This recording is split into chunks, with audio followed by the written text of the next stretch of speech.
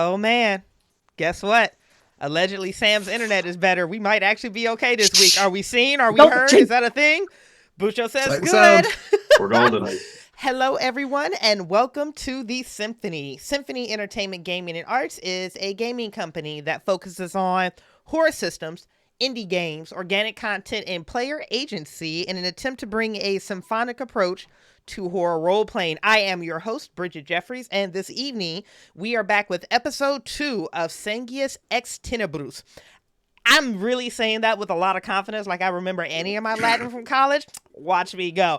An original mini-series written and run by our mother, Carl, for Alien the RPG, written and published by Free League Publishing. This is a 3-part series. We started last week. We had the cliffhanger of the century, and we are back with episode 2. The finale will be streaming next Monday at 7 p.m. Eastern, live here on Twitch, which is going to be March 18th. 2 very quick giveaways. 1, our gracious mother is hosting a giveaway that we are going to be running on March 18th, the finale. Carl is giving away a free core rule book for Alien the RPG, which, Carl, thank you. So make sure you join in that one live to enter into that raffle. And then the last announcement, Symphony Entertainment does have a Patreon. So if you like this content and you would like to help us make more of it, please consider backing us on Patreon, which you can find at patreon.com/Symphony Entertainment. So without further ado, let's unveil this cast. We're all about to die. Cast members, please introduce yourselves. Tell us who you are, where people can find you, some of the delicious things that you do. And Bucho, I'm going to put you on the spot because you are Symphony's production daddy, and I don't know what I would be doing 90% of my day if it weren't for you. What is the surprise question that the cast has to answer after their introductions? Your favorite book as a child? Really? We're doing childhood adoration right we're dealing with face. You're a terrible person. Right before we die. And you know what? That's why this is literally why we're married in Symphony. Sam, start us off. Tell us who you are, what you do, some of the ways we can find you, and then your favorite book as a child. Well, I'm Samantha Pidde. I am a mom, wife, and newspaper reporter in the northwestern Illinois area. Many of you know me on Discord as Fiery Angel, and I am just having a blast here at the cast. But all of you can check me out on Discord and Symphony. Favorite book as a child? That's a dangerous one. That one's painful. Yeah. I'm going to caveat because you didn't say what kind of child. If you talk very, very, very young, my favorite book was a book called Small Pig. But if you talk more junior high, I think I'd have to go Wrinkle in Time. Oh, okay. I like this. Okay. Matt, you know what it is, baby. Tell us who you are, what you do, where people can find you, and then your favorite book as a child. All right. I am Matt Doc Tracey. I'm a chem professor by day, play a lot of games by night. I'm found on the Discords, usually some variation of Doc or Doctor, depending. As we learned last year, Chaosium Con, there are about 4 of us that share the Doc moniker. Facts. And favorite book as a child, I'm also going to follow Sam's lead there and go small child, then junior high. Kind of flip it back to you there, Bucho. A small child. I was a big fan of the Stinky Cheese Man and related stories. That book was formative for me, and I don't know why. And as for like more junior high, I got to go with The Hobbit. I was a big fan of Tolkien, still am, but I realized in hindsight the version of The Hobbit that I read as a child is a very problematic cover in hindsight. If you know, you know. Had a picture of Gollum on there that just maybe shouldn't have been the choice, but love that book. Gollum. Hobbit. I like it. Okay. Oh, Bucho, you're teeing yourself up here, production daddy. You already know this. You could do it to yourself. You probably do. Your turn. Hey, everybody. Bucho, production daddy over at the Symphony Discord. Yeah, you can find all of my art, my DJ mixes, my books, my blog, all of my other bullshit at the link tree that will pop up at some point in the chat.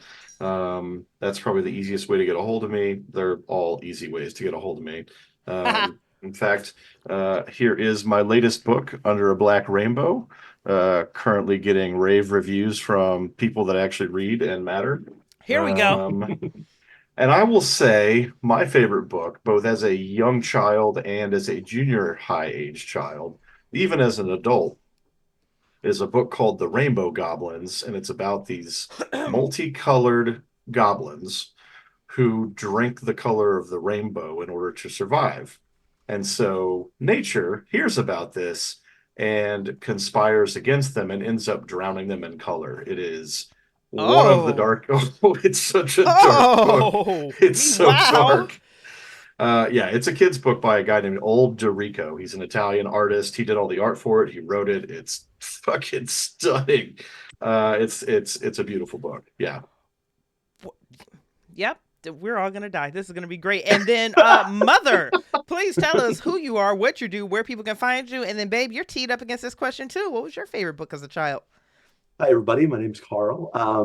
Carl Lehman. I can be found on the Symphony Discord as Fizzlemeyer, on Instagram as Dare House Carl, where I post mostly pictures of my painted minis and things like that. But usually can just be found on Symphony, popping into channels, bothering people, and then slithering away. Let's see. Oh man. Okay, so if we're bifurcating, when I was a young kid, I loved Where the Sidewalk Ends by Shel Silverstein. Ooh. I spent like 3 years with that in my book bag. Like to the point where my copy of it just absolutely fell apart and I had to get rid of it. The one that I kind of picked up on later that actually kind of like reignited all of the interest in like fantasy and stuff like that was just Dragons of Autumn Twilight.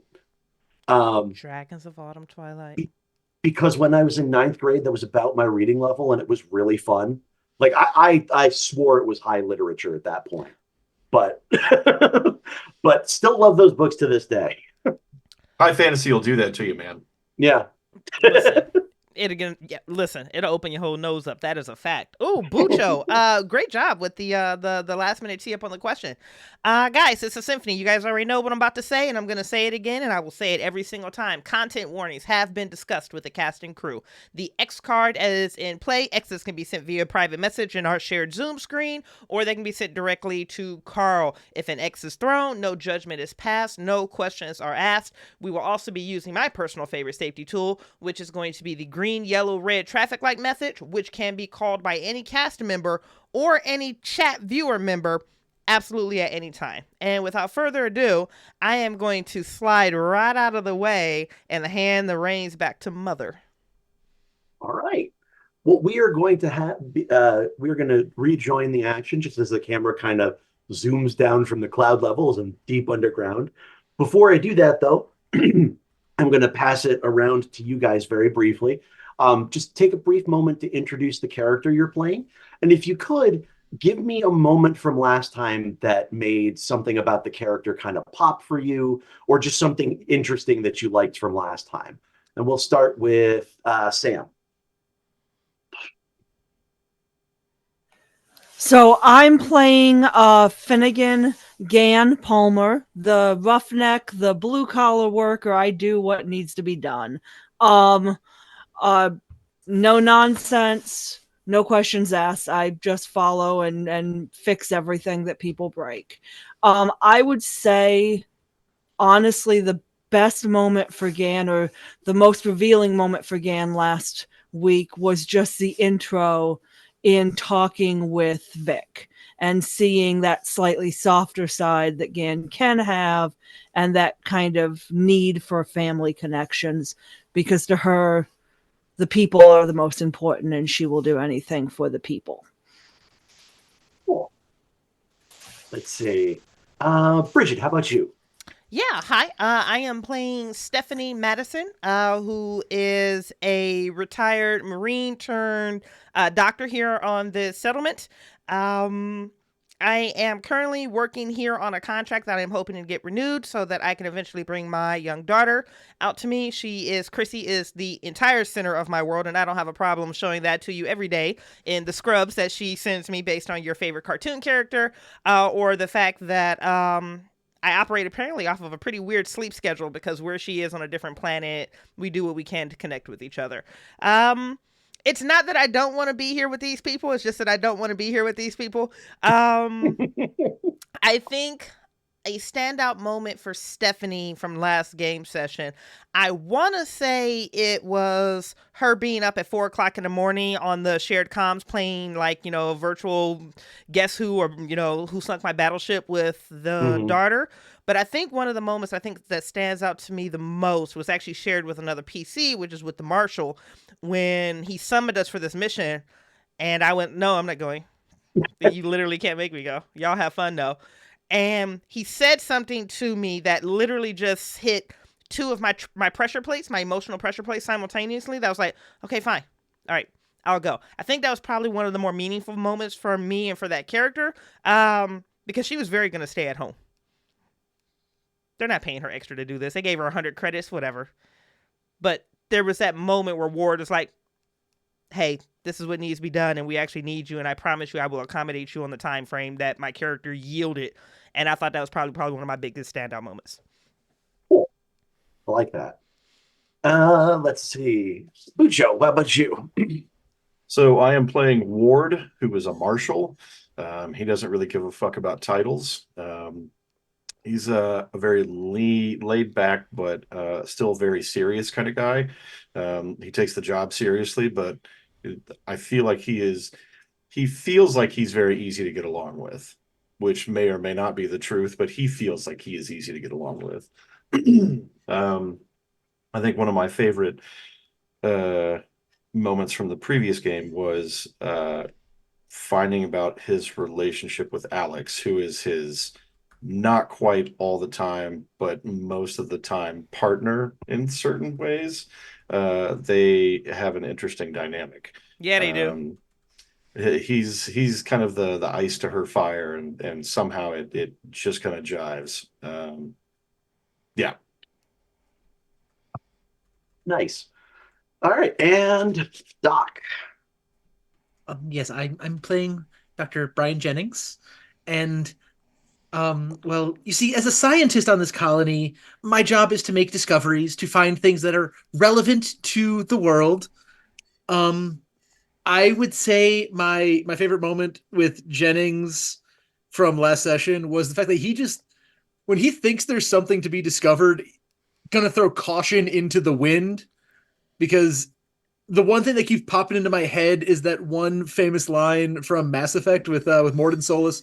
It had to be me. Somebody else would have gotten it wrong. And that's why Jennings is not afraid to lick some fungus or follow an alien rail, which any person who has half a brain cell to put together would say, don't do that thing. But, well, you see, if there's a discovery to be made, I don't see why safety should be a concern. Nice. And what was your favorite moment from last time? Oh, definitely the licking the alloy and okay. Finding out how that could just like go down this rabbit hole of like, I'm going to find a discovery. I'm going to follow my tongue wherever it goes. And instead he finds this, like, I think the cool moment was actually being able to translate some of what was written in the alloys, like this history of a people. Because as a scientist myself, that would be the moment where I go, okay, we're not leaving here without information. Either that or everybody's visceral reaction to the voice. The Doc's tongue is living everyone's best life at this point. Listen. All right. Okay, well, we are going to pick up where we left you guys last time. In the dark, at the top of a sacrificial pit carved in stone, several miles underground, with a skittering sound from a pit below after some sort of oblong, leathery, spheroid type thing just opened up like a flower. And sounds like there's a fair bit of activity down there. But you can just barely pick out two of them two, maybe from either side of where you are, that seem to be getting closer. You can hear little chips on stone as something chitinous or like something like a nail is like scraping its way up the stone fairly rapidly. Um, Carl, I know. about how far away are these things? So they were about 50 feet down in the pit.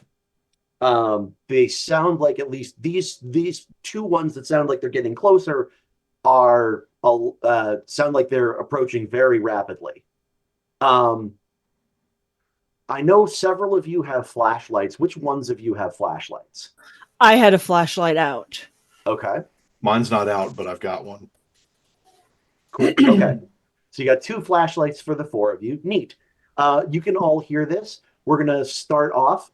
Guys, we're going into a combat, just for those who are following along at home. We've discussed all the rules for combat previously. We're going to try and keep this short, quippy, and interesting. And we'll get into how some of the monsters work later. But Jennings, you are first up. So I'm gonna go for the I'll step back and try to command the others who have flashlights to like point them down there. There's clearly something that there's a discovery to be made. And he's like he's wildly gesticulating as he does this. But I'm gonna try to like shout to the others to get their lights down there. Okay. So you are going to try and provide them with a bonus to make an observation check, something like that? That is correct. That Cool. is correct. All right, go ahead and give me a command roll. All right, that's going to be just my empathy because I have a 0 in command. Okay. And we have 1 success. Cool. Nice. So whoever next makes an action to spot or try and notice whatever's happening gets a bonus die. Anything else for your quick action? No, I think beyond that, I'm just going to step back and see what they can see, kind of. Cool. They're assembled. I want to see them. Cool. Let's see. You step back. You can hear one of them, the one on the left-hand side from where you guys are.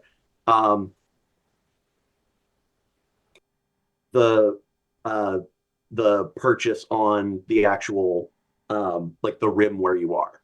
You can't see it because no one's like pointed over towards it yet, but it sounds like it's made to the top. That's its action for the turn. Madison. Okay, so I heard, just to clarify from last week, it sounded like we got shut into this room, or it sounded like doors shut somewhere. So the light from behind you disappeared. It wasn't really like slamming doors, but because they're all that frictionless material. Yep. But they closed behind you, and all the light from behind you went away. Okay, so I find that completely unacceptable. I find the situation unacceptable. My nervous system is immediately going to kick over. It is going to skip right past flight and go directly into fight. Okay. I am going to yell, "We are leaving now! Out, out, out!" And I am going to grab into the back of Jennings like scruff, and I'm going to drag that character towards the door with me as I pull out my sidearm. So slow action, I am grabbing on to Jennings and I am pulling him back towards the last place I knew of the point of entry as I am very quickly using my thumb to, open up the fastener, and I am pulling out my M4A3 service pistol. And I've got that as I'm pulling Jennings back. Okay, cool. You can do that. You pull him back. You pull back about a zone to the edge of the door. You can sort of feel the door against your outstretched hand. Okay. And let's see. Can you please make, this is just a reaction. Can you please make for me a empathy plus command roll? I would be more than happy to make an empathy plus command roll for you. Shit, my stress from last week I think was just 1. I think everyone was like 1 or 2, except for Jennings, who had like 4. Holy shit, babe. So I guess when this character is like, "We are leaving," she really means we are leaving. That is 3 successes on her command. Okay, cool. So I will save that for something. But everyone who wants to, that was authoritative enough, Bridgett, that if you want to spend one of those 3 on giving people an extra point on a mobility or like a reaction to basically key them up, you can feel free to do that. Oh, absolutely. If I got Jennings in hand, I'm going to direct that towards Ward and even that one chick that shouldn't be on this mission at all. Cool. Okay. Bucho, you're sort of on the other side, the right-hand side, and you can see, or you can hear that the other group of sound has also made it to the platform. Oh, shit. Okay. So Palmer. I'm sorry, I was describing it. That was it taking its turn. My gotcha. bad. Palmer. So I had my cutting torch out in the one hand because we had been using it, and my flashlight in the other. I am actually going to put my flashlight directly in my mouth to free a hand. Nice. And I am going to reach to my back to get something that you guys might not even know I had through my hidden stash talent. And I'm going to grab the M240 incinerator unit that I use to burn small animals and stuff that try to crowd me when I'm under vehicles. And I'm going to hold that out to Ward and go, Ward, on you. And then I don't know how much mobility I got from Bridgett's yell, but I'm going to back up enough that I am kind of in between whatever this threat is and the two docs, our crazy scientist and the doc that I don't like, but she's my person. You're one of my people. Cool. Okay. So cool. All right. Ward, your turn now. So Ward feels the tension in the room go sky fucking high. He agrees that we need light and we need to bounce. So what he does is he reaches for his signature item real quick. It's a dented flask with an old faded inscription on the front of it. And in his head, you just hear him say, "The good die young, saints get shot, and God don't answer prayers a lot." And so he pulls out his lighter or his flashlight and puts it underneath the magnum and uses that as like he just readies himself to defend the doctors. Cool. Go ahead and make me an observation roll with a +1 bonus. Here we go. Okay.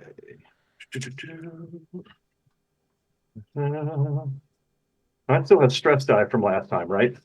Oh yeah. Whatever stress die you had. I got a face hugger. Oh, good for you, baby. You can two, push and if you two want. sixes. Okay, you can push if you want to. Oh yeah, we're gonna push. Okay. Yeah, I think that's me fumbling with the lighter, with the flashlight. And so okay. I'm trying to steady the flashlight right now. Okay, that's better. I've got 1 6. Cool. Okay. So you play the flashlight around, and you're a little bit panicked. You're usually pretty calm, cool, and collected, and you can kind of like shunt your emotions away when you're in dangerous situations. But this is a little weird even for you. So even you feel your heart rate going up a little bit. You play the light out around the stone ring, and you catch a very quick glimpse of something that kind of skitters out of the light, and it's maybe about a foot across. It's got 6, maybe 8 legs and like a long tail, and it seems like a huge crab or spider of some kind. You've never really quite seen anything like it. It's sort of weird, almost gelatinous, but kind of like almost metallic as well. It's very like you saw it for like half a second, but you now know roughly where it's at. Okay. About how far is it? It'd be at like short range from you. Okay.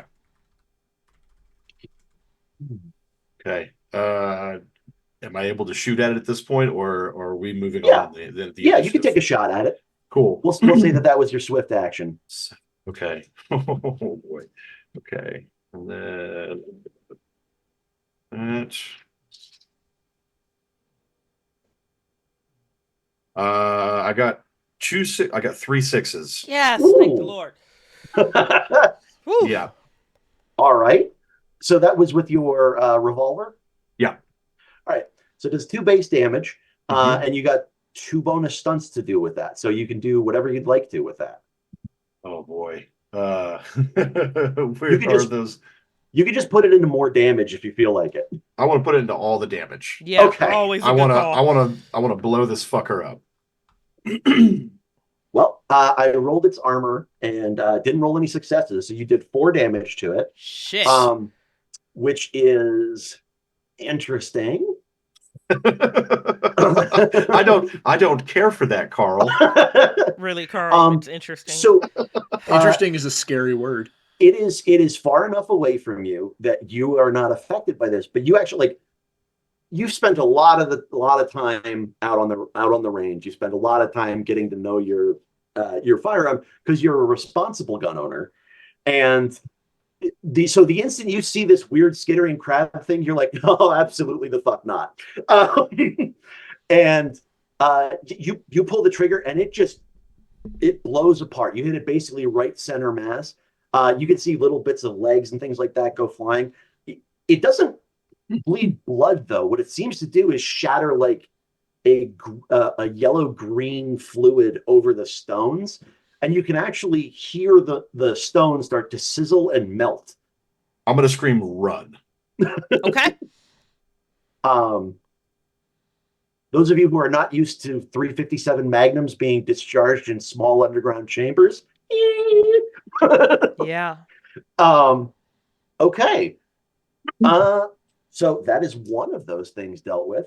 From the other side, though, zeroing in on Ward and Madison.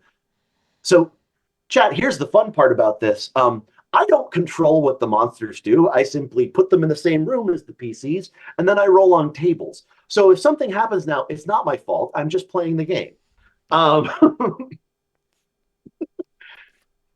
A likely story. Go with 4, tail grapple. All right. Fuck. We are seeing. Okay, so Madison, you are pulling Jennings back towards the door. You've pulled him there, and then you feel his hand kind of get wrenched away. Jennings, this thing has sprung from the darkness and wrapped itself around like your ankles, and you trip and fall on the ground. I'd like you to make a panic roll, please. Holy shit. All right, so that's 4 stress dice. Mm-hmm. I have 2 panic on there. I have rolled so it's those are ones. It's 7. So that's 7. That's no, that's 7 because the -2. So 7 total. Yep. So nervous twitch. So you're on the ground. You're like, oh, what is happening? So feel free to. Oh god, they're alive. But mechanically, your stress level and the stress level of all friendly PCs in short range of you goes up by 1. Fuck me. Okay. Love you all. All right. And this thing is now firmly like clamped around your leg, and it is like squeezing hard. But I don't like that. Please, Mr. Alien. Back to the top of the round, Jennings. I'm gonna try to kick this thing with my other leg. Okay. Yep. Make a close combat roll. All right, let's That'd see be here. strength plus close combat. I gotta scrub back up to that real quick. Strength plus close combat. That is 3 plus 5 stress dice. Jesus Christ.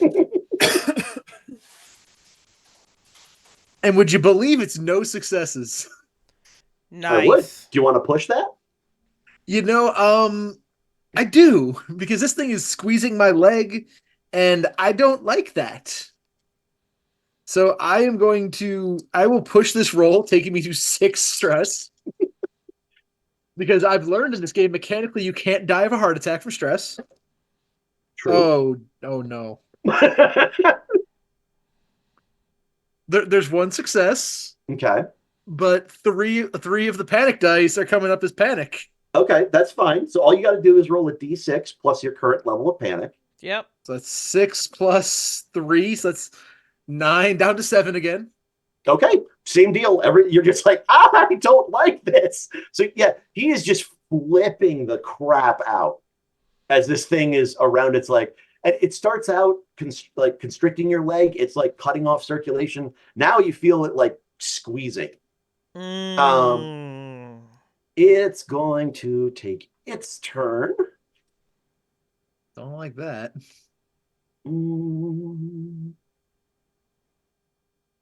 The Jennings voice is going to haunt me in my sleep after this game. Shit. So Duly noted. all it does on its turn is it lets go of your leg and scrambles its way up to your midsection and like lower back. Oh God. Okay. See, Madison. Okay. My mind is moving like 1,000 miles per minute right now, but all the frames are going very slowly across the screen. It's just something that happens when she's in a combat situation. Like, it's that turbulence of emotion and decision makings, but there's that crystal clarity that's in the center that she can kind of dial into. So the one thing I'm going to do is, like, we can't be locked in this room. No matter what's happening to Jennings on the floor in front of me, we can't be locked in this room. I know I heard more than one of them. So my primary objective right now is I need to get this door open.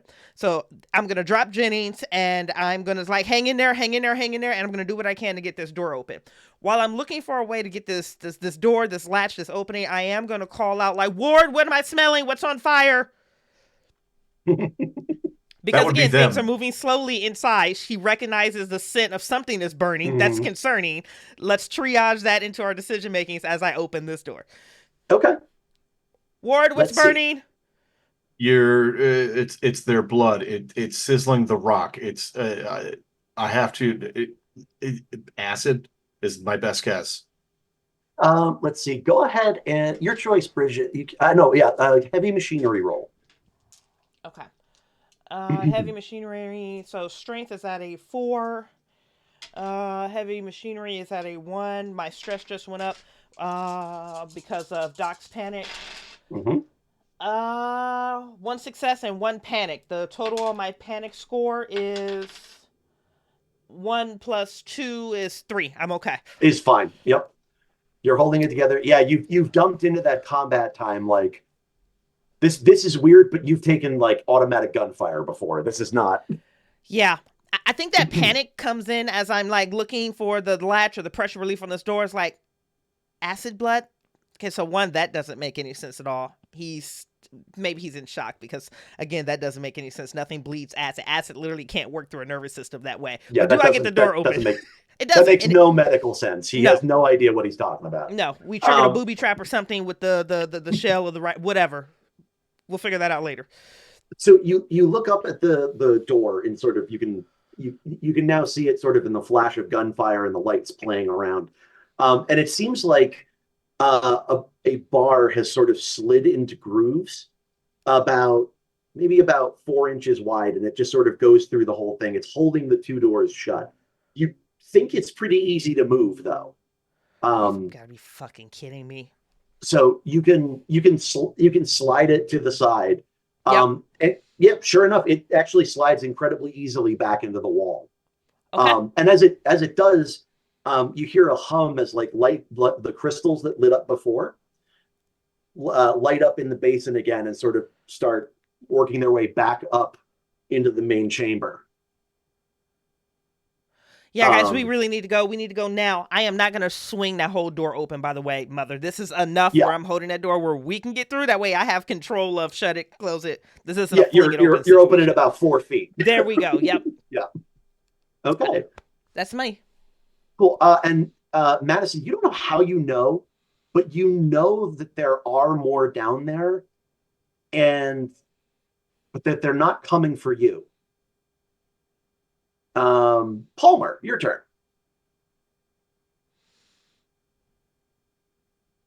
I hear this and I see the one on our scientist. I see the one on Jennings, right?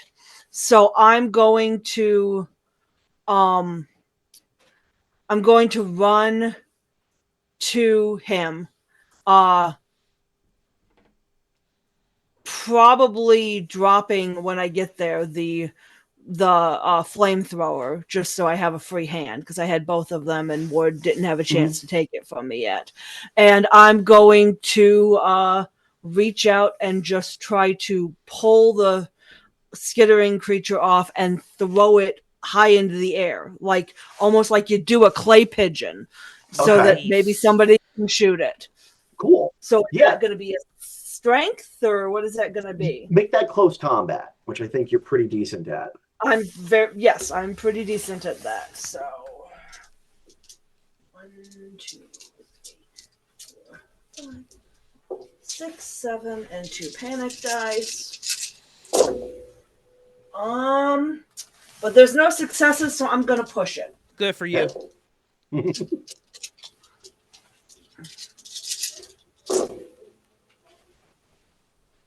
And no, still no successes. Damn it. Okay. You are like, you're strong enough to pull this thing off, but man, this thing is evasive. Like you touch it, it emits like a hissing noise and like moves laterally. It just moves in a way that you can't get it. You're not expecting it to move. Oh. Creepy little shit. These things are crazy. Ward. I think knowing what he knows now, and she was Gan was unable to pull the creature off of the doctor, right? Yeah, not for lack of strength. She just couldn't get a handle on it. I think he would holster his gun for the moment, run over and try to pull it off of the dock, and do the exact same thing, knowing full well that like when he shot the previous creature, rock started sizzling, and he doesn't want the dock to start sizzling as much as he dislikes the doctor. Gotcha. Okay. Cool. Yeah, go ahead and give me a close combat roll. Okay. Oh boy. This is so bad. Oh shit, I got 3 6s. Oh, thank God. Nice. Oh. All right. Two of them are on the panic dice. Nice. Oh. Yeah. Okay, cool. So yeah, you are able to like wrench this thing, and it like the second you actually like pull it off of Palmer, it like does a 180 in your hand, and now it's like doing this thing to try and come at you, and it's got some sort of weird tongue thing that's just like lashing out towards you, like towards your face. Yeah, I think because I feel like I know what's going to happen if I make it bleed. I want to try to break it. Like I want to see if like in the brief moment that I can look at its body and see what it's shaped like, I want to try to slam it against a wall and hopefully like break its neck. I'll let you burn you rolled 3 successes, so I'll let you burn the successes to do extra damage. Because you can do that on a close combat roll. Nice. Beautiful. Non-splashy damage. Good. And it doesn't roll any successes on its armor, so you do in fact break it.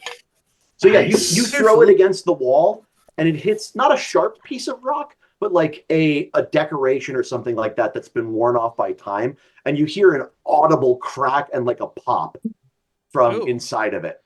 And it will screech and do this for a bit, but it will eventually curl up and lay still. Nice. We got to get the fuck out of here. There are more of these. They're probably on the way. Let's go. Let's rock and roll. All right. You can get the hell out of Dodge. You push through the door, and you hear you push through the door very, very quickly. Close it behind you. Again, doesn't make any noise, but you would be slamming it if it did. Mm-hmm.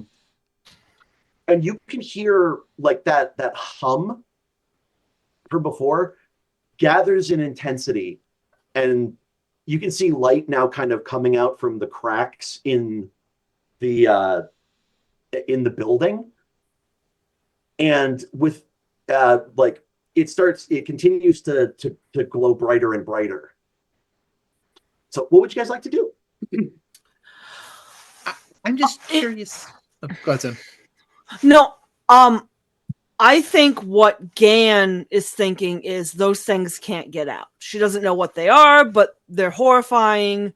She couldn't get it off of Jennings. She would like to look really quickly at this door that we've closed behind us and see if she can use her cutting torch to basically weld it shut. Okay. She knows it's a weird material, but she wants to try. Okay. I think Ward would have the flamethrower at that point and might also try to help do the same thing on a different part of the door. Okay. Yeah, if you'd like to actually you don't have to give me a roll, but yeah, you've spent enough time studying this. You can get it started. It takes you a while to actually get it to the point where it can melt. But cutting torches go up to a ridiculous amount of heat. Um, it's almost not enough for whatever the maximum output of your torch is. Wow. And usually they're like, correct me if I'm wrong, Doc, but you're usually like 3,500, 4,000 degrees. They can get up that high. Yeah, that sounds about right. Yeah. So it does work. You managed to tack weld it in a couple of places. But you actually don't hear anything on the other side of the door once you stop. As you're doing that, after maybe about 5 minutes, you can all feel almost in like your chest, and like your hair kind of stands on end. As like, and the air smells faintly of ozone. There's like a deep thrumming noise and a pulse of energy from the building that sort of sweeps out over the area and fades away, and then the lights inside dim. Okay, guys, fuck this door. The environment is responding to us. We are leaving. Let's go. The samples, you've left them behind the door.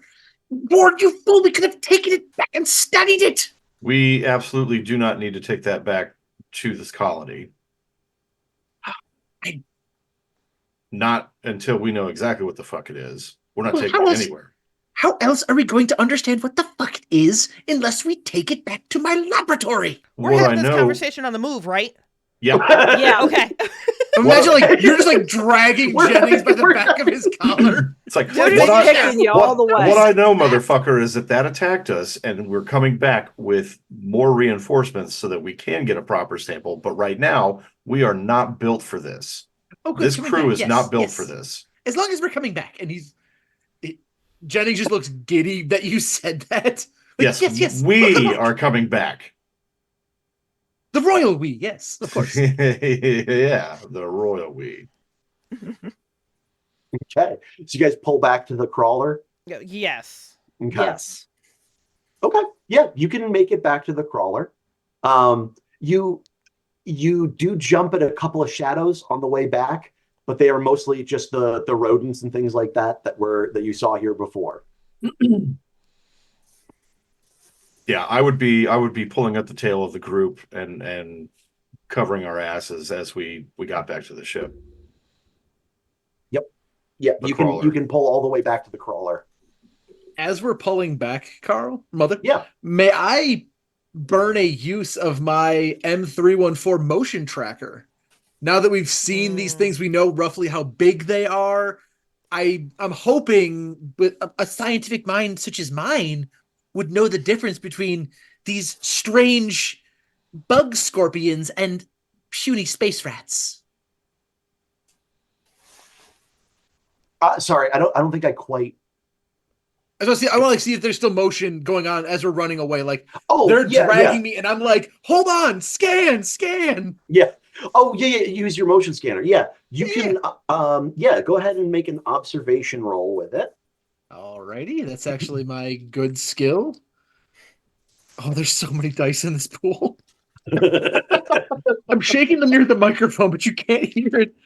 Oh, wow. Okay, so we've got 1, 2, 3 successes and a panic. Nice. Okay. Nice. So go ahead and roll a d6 for your panic die. Alrighty. And tell me what your final score is.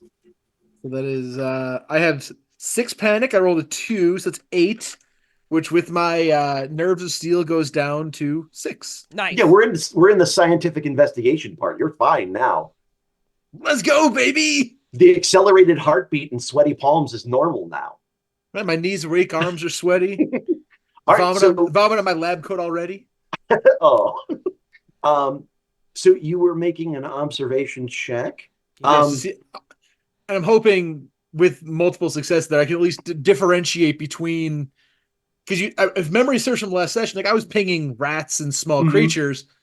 I now have a visual on these scorpion things. You also have a very clear idea of how they move too. So, and how fast they can go. So yeah, you can actually do that with the 3 successes. What you can tell is, you can tell that there are still some of the rats and some of the condor lizards that are in here, but you can also tell that maybe about 40 or 50 feet underground, there are 10 signals or so that are moving very, very quickly, sort of splitting up and going in multiple directions. Oh, interesting. About 8 of which sort of lead back in the general direction of the column. In a response to that, Jennings is going to channel his inner Jeff Goldblum. Must go faster. Because he's thinking of that thing like squeezing his lower back, and yeah, he wants to study them, but also, if the party's saying leave, he's not going to stay behind with no weapons. Yeah. and Ward promised he could study them when they came back. So please, Ward, drive faster. I'd like to study these. There's many of them. That's the problem. We'll come back with more people. You and I have different definitions of problems, Ward. Would you like to stay back and study them before I come back with more help? Because we can arrange that. No, I suppose we should go back, but please, can we go fast? I do wish to study them, but I need my tools. Can I just snatch the motion detector out of his hand and look at the screen for myself to get a visual count on what exactly we're looking at? Sure, yeah. So literally, it's just like reaching over his shoulder, snatching it out, and looking at it, just so I can get the visual count, and then pushing it back in his chest. Yeah. Ward, we've got X number en route. En route where? We got to get the fuck out of here. We need to get back on the crawler. We need to radio back to home base, let them know what we found, and hopefully these things don't trail us. It occurs to you too, like they didn't come like out following you, and they're taking what seemed to be kind of random vectors underground. Tunnels, systems, underground, something, but they're tracking us, they're following us. Fuck. Okay. So I'm gonna make a command decision here for a minute. Before we leave, I think I want to not make any noise with the crawler and see if that changes their behavior. Say that again? Like, I want to see if like they're following the crawler, like the motion of the crawler or the sound of it. Gotcha. Okay. As opposed to just like randomly running in different ways.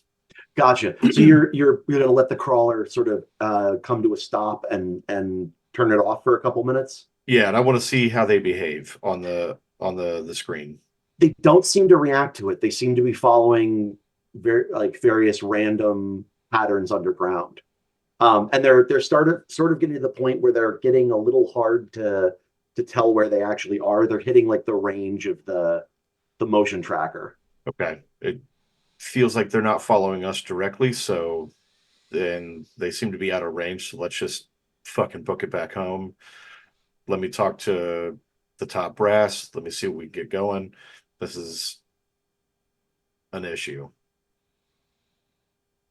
Okay. And just because I love falling on that sword, Carl, should I make a power supply roll for this item?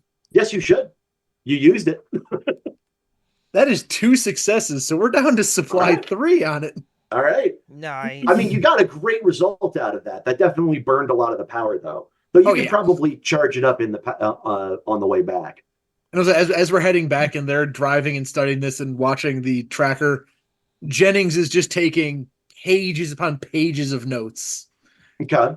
Acid, blood, scorpion carapace ? Possible bug. But also his handwriting is just terrible. So anybody looking over his shoulder just sees like incomprehensible scribbles. But he's taking as many notes as he can. Cool. Yeah, you guys can start heading back if you'd like. I mean, it is a good drive to there. Yeah. Anything? That was section 9, wasn't it? Sorry. So that was section. Yes, 9. The middle portion of the mountains on the right hand side. Ward, should we try to? Is there any way we can come back to the colony? Should we let them know what we found so that they can start preparing whatever weaponry or whatever tools we need when we come back. Yeah, if there are some comms on the crawler that could head back to the colony, I would like to use them to radio ahead. Yeah, you can do that. You go and reach for it, and you toggle the comms unit on and off and on and off and on and off a couple times. All you get is a squeal from it. It seems like something broke it.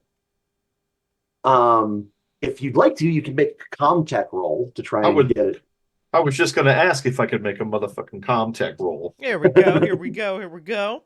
All right, so we're looking at 6 plus 3 panic die. Okay, I got 1 6. Whew. All right. You can just barely get it working. You're only on like short range though.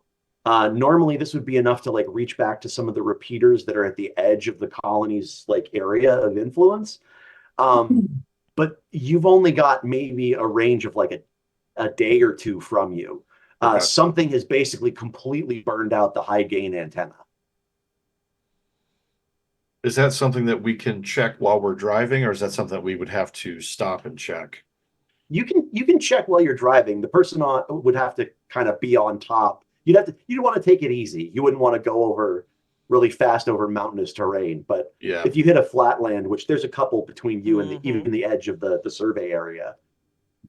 Since that would be probably a part Comtech, but also maybe a machinery issue if it's been damaged physically, could I squat on top and try to see what is going on and try to fix it?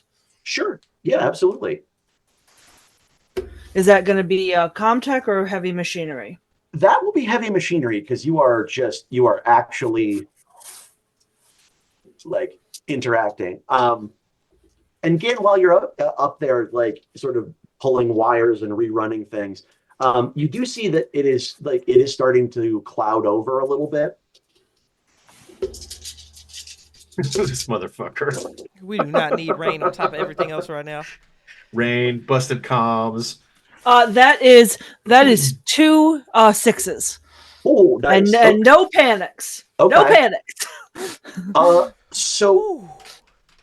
you can, let's see. Okay, so you've got a success. So I'll tell you this for it. Your high gain antenna is actually like literally burned out. Like it was subject to a massive electromagnetic event of some kind. Oh. Okay. The fucking. So you can replace it, but you don't have anything particularly handy. Can I say that I do? Because I will use my second hidden stash, my last hidden stash of the night, and pull a second antenna out of my butt.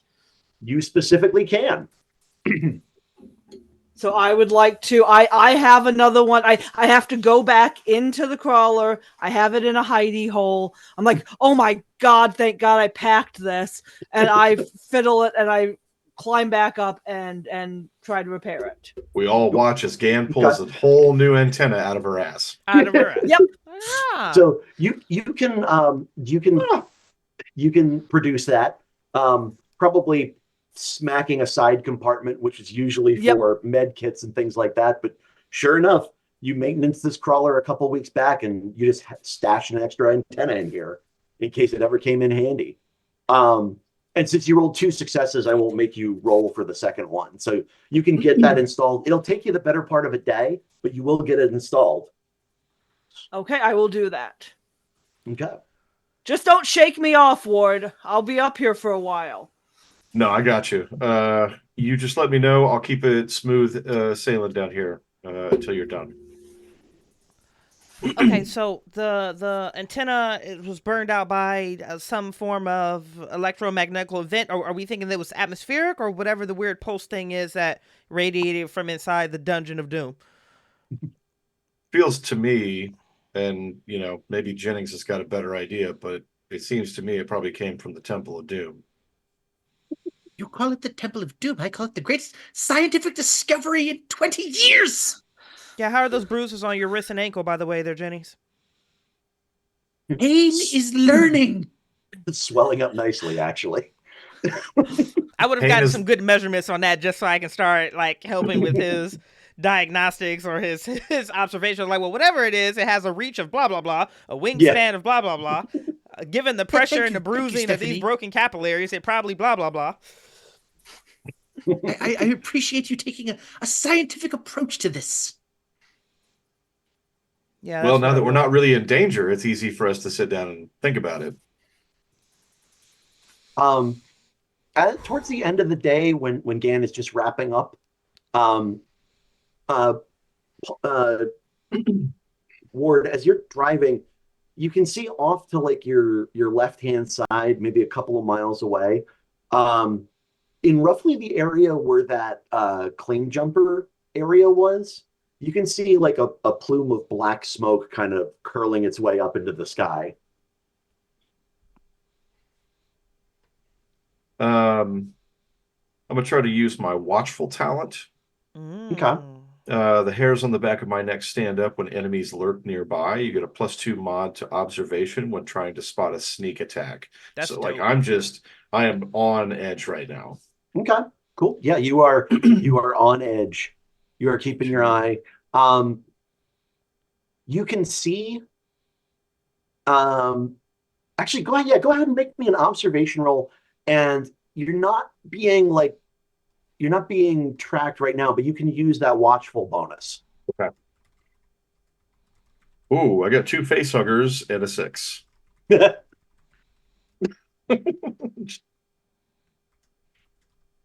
All right. Let's see. So yeah, if you'd like to push that to try and get rid of the facehuggers, or if you want to roll D6 +2. You know what? I'm thinking I'm going to draw D6 +2. Okay. All right. It'd be a 6. 6. Keeping it together. You have a big box of metal around you. Gan's almost done fixing the thing, and you are heading home. You're better than you were before. I'm keeping it together, but I'm a little frazzled. Things went down a little too quickly for my taste, and we were unprepared for it. You can see, like you're about the only person who would notice this. Gan is focused on other things. Jennings is writing notes. Madison, what are you doing kind of in the crawler? I think I would get her attention if I saw the plume of smoke. Knowing that she was former military, I'd be like, "Hey, yeah, that works. That's pure freak." You can call attention to it. You can see 2 small figures kind of break over a hill nearby. They're dressed in like not ratty, but like definitely like well repaired, well loved, and that sort of thing. Like overalls and a bunch of other things like common with claim jumpers. And they are running as fast as they possibly can. They just kind of crest over the hill.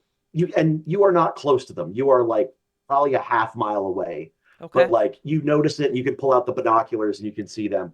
They're like booking towards you. One of them like turns around just to kind of look behind him, and you see one of these things kind of as the sun is going down, almost like jumping out of the sunlight. It hits him right in the chest, bears him to the ground, and you can see him stand up, like trying to hold it away from his face, and it just suckers right onto his face, and he falls on the ground. The other guy like just keeps running.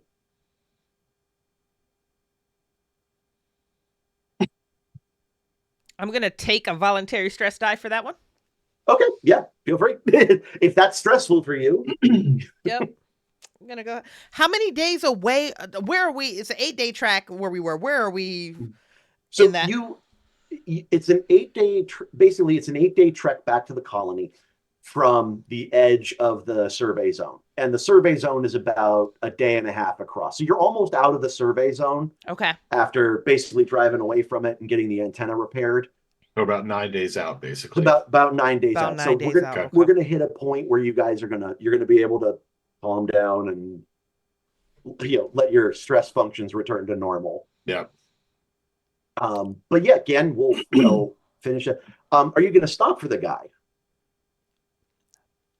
I was just gonna say, there's like this moment of chill as I'm watching this spider situation thing take a guy to the ground and then literally embrace his face, wrap around his face, and I'm looking at this other guy running. And I'm gonna cut my eyes over to Ward. I'm gonna look back at the guy. I'm gonna cut my eyes over at Ward. You know we have to leave him. Do I even see this? Because I'm assuming I'm driving and I'm not paying attention to what's happening out there necessarily. Oh, interesting. You made the roll, man. You can see this. Okay. I would say, oh boy, I'm gonna throw something at you, Doc. We don't have to stop necessarily if they can jump on. And I can try to poke my head up with that rifle and take that thing out. Or we can just get home. Those aren't our people. You want to Here's where I'm going to invoke my favorite rule in this game. Here we go. As I affectionately call it, the why didn't they just dome Burke the second he turned out to be a shithead rule? If you want to, you may leave him behind. You can even take him out from a distance to spare him. In order to leave another human being behind in a stressful situation, you must fail an empathy check. Ooh. Ooh. Okay. I'll try. Yeah. Or actually, whose call is it to make? Whose empathy needs to fail? Do we both I think it would be mine because I'm driving. It would be Bucho's. There we go. You drive. And importantly, it's just your base empathy. You don't use any stress dice. Right. It's just sort of a tenet of who you are. And I would have to fail. It's not like I can't not fail. I have to fail. You have no sixes. Yeah. You have to roll whatever your empathy score is and not roll a 6. I know she's right. Like deep down, I know she's fucking right. But I hate it.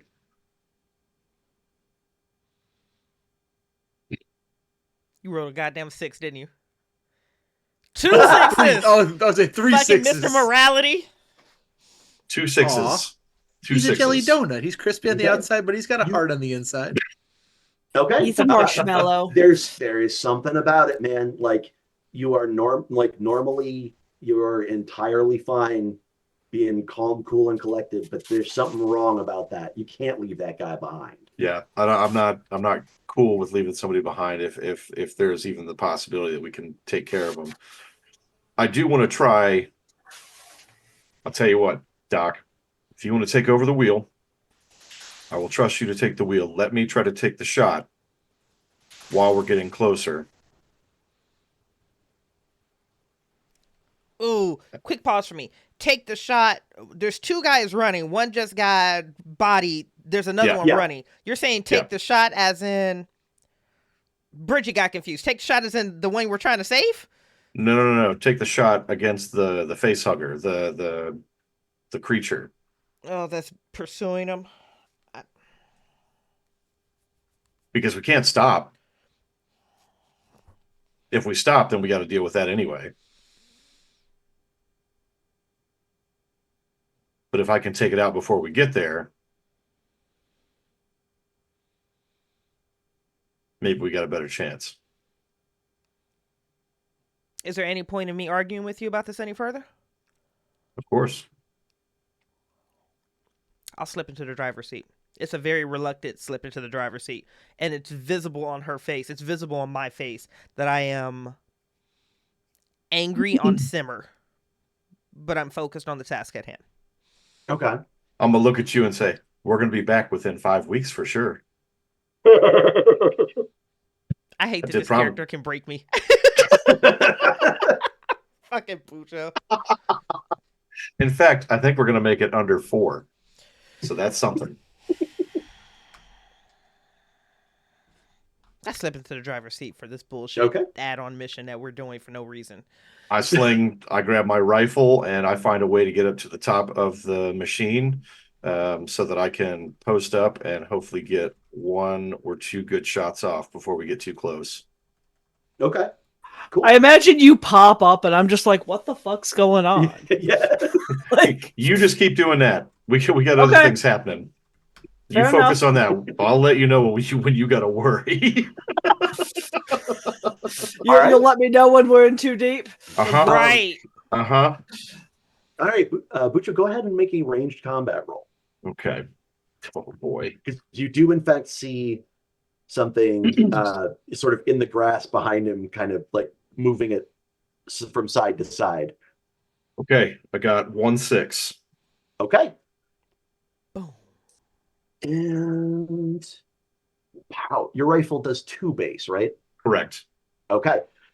So it, at a certain point, it kind of just comes flying out of the grass, and that's when you just gently squeeze the trigger and blow it to smithereens behind the guy. Nice. And he sort of like looks around, sees you up there, and goes, and he keeps heading towards the crawler. I'm going to crawl back inside, assuming that this thing has stopped moving and we're good. And I'm going to look at Dr. Jennings and go, I think we got you your sample, buddy. Thank you, please. And I'll shout to the guy, please grab the body. Yeah, we're good. We're going to grab the remaining human is what we're going to do for sure. Okay. He's the human too, but the sample. Yeah, The if- human too. If there is a way to, if we have some kind of a casing that we can put the thing in, then I would be A-OK bringing it on board. If we don't have some kind of a Tupperware thing that we can't put it into, then no. Wait, Gotcha. isn't this the thing that you said? Bled acid? Yes. Oh, and it certainly did. It certainly is. But yeah, I mean, you can go pick it up by the tail and bring it. It will drip acid onto the ground. Oh, I'm not touching it. That's Doc Jennings. That's No, all. yeah, is the- okay. And is the crawler's currently stopped, correct? We can stop at this point because the creature is now done. Yeah. You just see Dr. Jennings just full on like marathon style sprinting out. And we shot Across- that face hugger, and I was running. I was running. And Oh, Lord. I will do my best to pick it up. Actually, if we are stopped, I'm gonna try to pick this thing up and kind of very carefully like hold it at arm's length kind of thing. And as it's dripping, I will try to kind of I shake dare off- you to lick it. I've seen it's acid. It's not good to lick acid. Dan, I know perhaps in your circles that's a sign of whatever you do, but I personally do not lick batteries. Whatever. I just go back to fixing. I'll try to shake off as much of the like basically do this as best I can to shake off the dripping blood. You can get most of the stuff that's near the surface out of it. Okay. Yeah, I'll try to like keep it at arm's length and just as it gets closer, like walking back, completely ignoring the Yeah. person, mind. I'm just gonna like, yes, get on the crawler if you'd like. You But know, Doc, you do have a living sample like 50 feet that way. Oh, you monster. I'm just saying. I hate you, Mother. I hate I you. mean, Oh, to the core. dead specimens You are are fine, evil. but like live ones are so much better. I'm going to use my I'm gonna- authority talent. Okay. You'll see Jennings starting to walk a little like almost Ah. comically walking toward. Nope. But Get in the fucking crawler. We have a sample. oh, fine. I suppose this will do. It'll have to do for now. Yes. You've promised. I me feel no like I service. pop my head up and just say, Ward, are we just gonna let that thing eat this person, or what are we gonna do? No, so the one guy is done for, right? Yeah, But one The guy guy just got seems. bodied. Yeah, guy just got bodied. This thing is wrapped around his head. Yeah, we're gonna leave that one around. We're gonna get the guy who's still alive and the dead sample onto the fucking ship, the crawler, and we're getting out. We're Okay. heading back to the colony. But Ward, perhaps we could make a note that it appears to be attacking the face. If we had perhaps, upon our return, some method of guarding our faces. That sounds amazing. Sounds amazing. Make a note of it. Let's go. You don't understand science. And No. as I says, I'll be like mumbling, getting back on the crawler, obviously. But once we are back moving, Jennings will try to reconvey that information of as we're moving again. The guy, fuck the guy. I don't care what's happening to him. He's on the crawler. He's fine. We saved his ass, sure. But if it attacks the face, perhaps then we could make it a point to bring something to protect it, because well, you saw the poor gentleman out there. This is useful information, Ward. I don't No, it disagree. is, Doc. I just don't care about it right now. I care about getting you all back to the colony in one piece. Don't you dare let that thing drip acid on my crawler, Doc. You know, Gan, I will do my best. But Do better than your best. isn't it And I'm your just people's fixed. lot for life to want to fix things? I'll buy you a new welder with the money we get from the grant for this. Madison, what's on your mind? The fuck is it doing to him? We can't. The one in the cave, it was doing the same thing, right? It hit his ankles. It was moving towards the face. The one that you shot was aiming for the face. It's on his face. What is it? Eat? Fuck. This is by no means altruism whatsoever, and it's not even scientific curiosity. This is pure tactical knowledge. I am not. Fuck. Hold on. Let me roll. 2 minutes. That's all I'm asking. 2 minutes. To do what? I just need to go see what it's doing.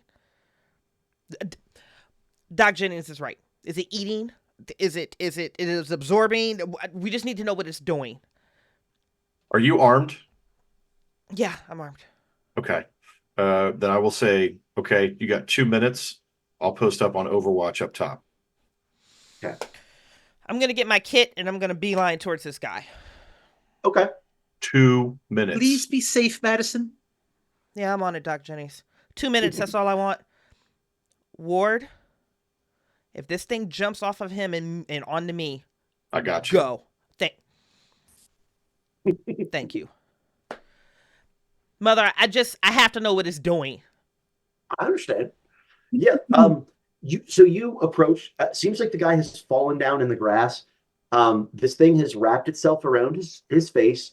Its tail wrapped around his neck, and there's almost like bladders on either side of his cheeks that seem to be inflating and forcing air down his throat.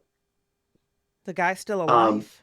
The guy's still alive. Yeah. He's actually breathing. I can see his chest breathing. Yeah, you can see his chest going up and down. Let me. I'm gonna do a check on his pulse really fast. Is he panicked? Is he asleep? Is he unconscious? Like, what are his vitals looking like right now? You check his pulse. It seems like he's in a deep, restful sleep. And you have this like odd sense, kind of overlapping that. Like that's like factual knowledge. You have this weird sense of like contentment and fulfilled purpose. Fuck you, Carl, and fuck the Symphony backers. Okay. Okay. Okay. If you guys tee it up, I'll lean into it. Okay. So, I'm going to squat next to this thing because the last thing that I knew for a fact without any reasonable reason was that it wasn't coming for me, which is part of the reason I'm slightly more emboldened in this moment. I'm just not articulating that out loud because that's crazy, right? How would I know whether these things are coming for me or not? There's no way I would know that. And then just very gently, I'm just going to run my fingers through the, like the open indentions of this thing's fingers, legs or whatever, just to see like, all right, can I lift you off this guy's face? Is that a thing? God, my trigger finger is so happy. Yeah, I mean, you're Right ready to go, scope. Ward. Yeah, so you can do that. You actually start to pull it off of his face. The tips of your fingers hit some sort of tube or proboscis that's like going down his throat. Holy And when shit. they do that, this thing kind of shakes and like clenches up again. Okay. Like the Okay. thing like around his neck cinches up tighter. Oh, okay, little buddy. Okay. Okay. Okay. Okay. What the fuck are you doing to him?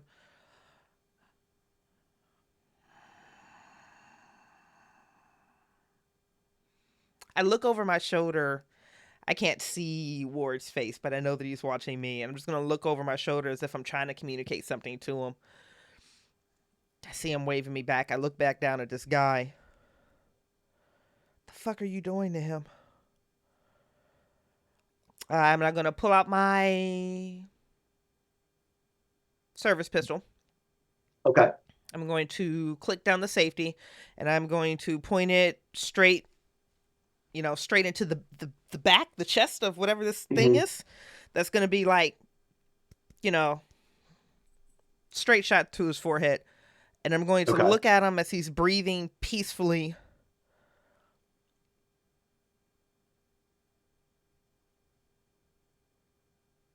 And I don't take the shot.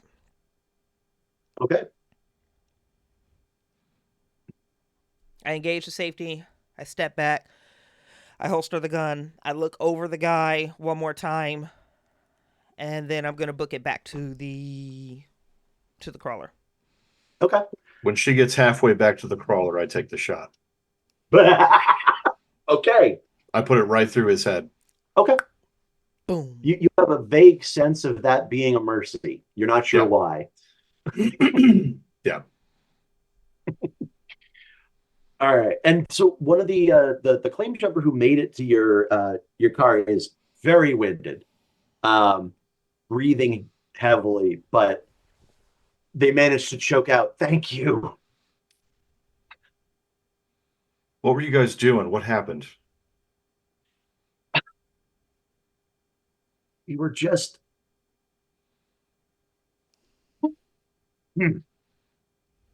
we were just surveying some of the nearby hills. We got little hits of copper and a couple other things. I don't know. The Marlowe was the one who was saying we were getting some kind of score off of this, and I don't know. I woke up, I felt fuzzy, and I just like the camp was in ruins, and my buddy Jameson over there was woke me up and said we had to go. I don't really remember falling asleep.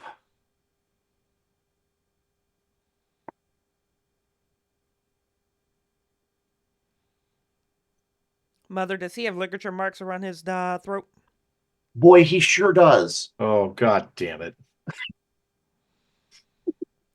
So just like as he's talking, I'm going to move over. I'm going to put my hand on his forehead. I'm just going to tilt his head back just so that's an open view of at least Ward. Okay. Doc, would you all like to make sure that our friend is healthy and safe while we traverse back to the colony? Make sure he gets every stitch of medical attention we can possibly give him on this crawler? Sure. Anyone who'd like to can give me a medical aid roll. Fucking hell. And by this, I'm trying to inflect that I want her to really examine him. Mm-hmm. Yeah. Can I assist with that medical aid roll to thank you. study this guy? Because you would know enough. You guys can now let your stress levels drop. They're going to drop slowly. I don't think that's a thing right now for Ward. I think my stress is going to stay very consistent right now. Well, they drop naturally over time, so you guys can all lose 2 points of stress. Oh, good. At least I didn't roll any sixes on my stress. Can I knock out that last piece on the yesterday for a banner? Can I retroactively throw a banter in? Yes. All right. Yeah. So 3 stressed out. Yep. So three points. All right. I got 3 6s on dude. Okay. So yeah, this guy is. It looks like he's honest. I mean, he's got all of the, like the minor scrapes and stuff you'd expect from a clean jumper or somebody who was kind of living a little bit rough and tumble out here on the edges. Um, but yeah, it seems like he's got those ligature marks. He's got like a bruised throat. Um, and there's like, he seems to have some sort of like cough of some kind going on. Just a minor one. Like there's fair number of allergies and funguses and things like that out here. But it seems fairly persistent. And I forget, what equipment do you actually have? Just a med kit and a surgery kit? Surgical kit and a med kit. Yep. Okay. So yeah, you'd want to get him under like an actual X-ray, but from what you can tell, he might have some kind of fungal infection or something like that in his chest. Guys, I'm looking at fungal. I'm looking at bacterial. Fuck me. It could be allergies. I can't explain the persistent cough. Ligature marks around the neck. That's consistent with our buddy from the field. That guy was alive. Ward Jennings. He was Madison, breathing. he was Easy pulse. breathing? Easy pulse. He was alive. Why did you pull your gun on him if he was breathing? Because he had an unknown foreign parasite attached to his fucking face, Doc. I don't know what that means. I understand that, but it looked like you were going to kill him. I was, Doc. I was going to And kill then him. you just left him. You left him to die? I made that decision too. My dear doctor, what of the Hippocratic Oath? What of helping your patients? What if you could have saved that man? You know, Doc, I appreciate you being so past focused, but maybe we should be more focused on the present and the future, because whatever the fuck was going on with that guy is happening with the one in the crawler right now. And none of us knows what that means. What do you mean?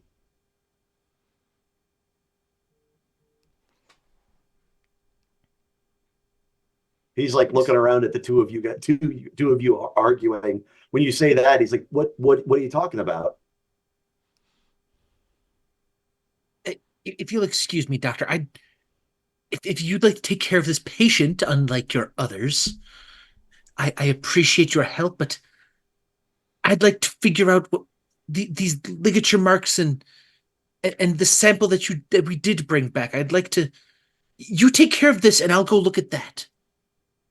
I want to stand behind the claim jumper gentleman. I'm not sure what his name is, but I want to get I want to get his attention and just mouth the words live sample. Ooh. He'd introduce himself as Meadows once you asked. Oh, I love that. Word, you would actually recognize him from a group of ne'er-do-wells called the Sinclair Boys. Sinclair Boys. They're not normally like they work for a woman named Marla St. Clair, who is, you describe her as a smuggler. She also is one of your less problematic people you have to visit from time to time. She kind of she toes the line and that sort of thing. And only rarely do you have to kind of, rough her boys up or give her a visit and a talking to. It's kind of like a friendly, like, yeah, okay, we know that you're not doing great things here, but like you're also not really that bad. So like we can kind of brush the shit under the rug a little bit.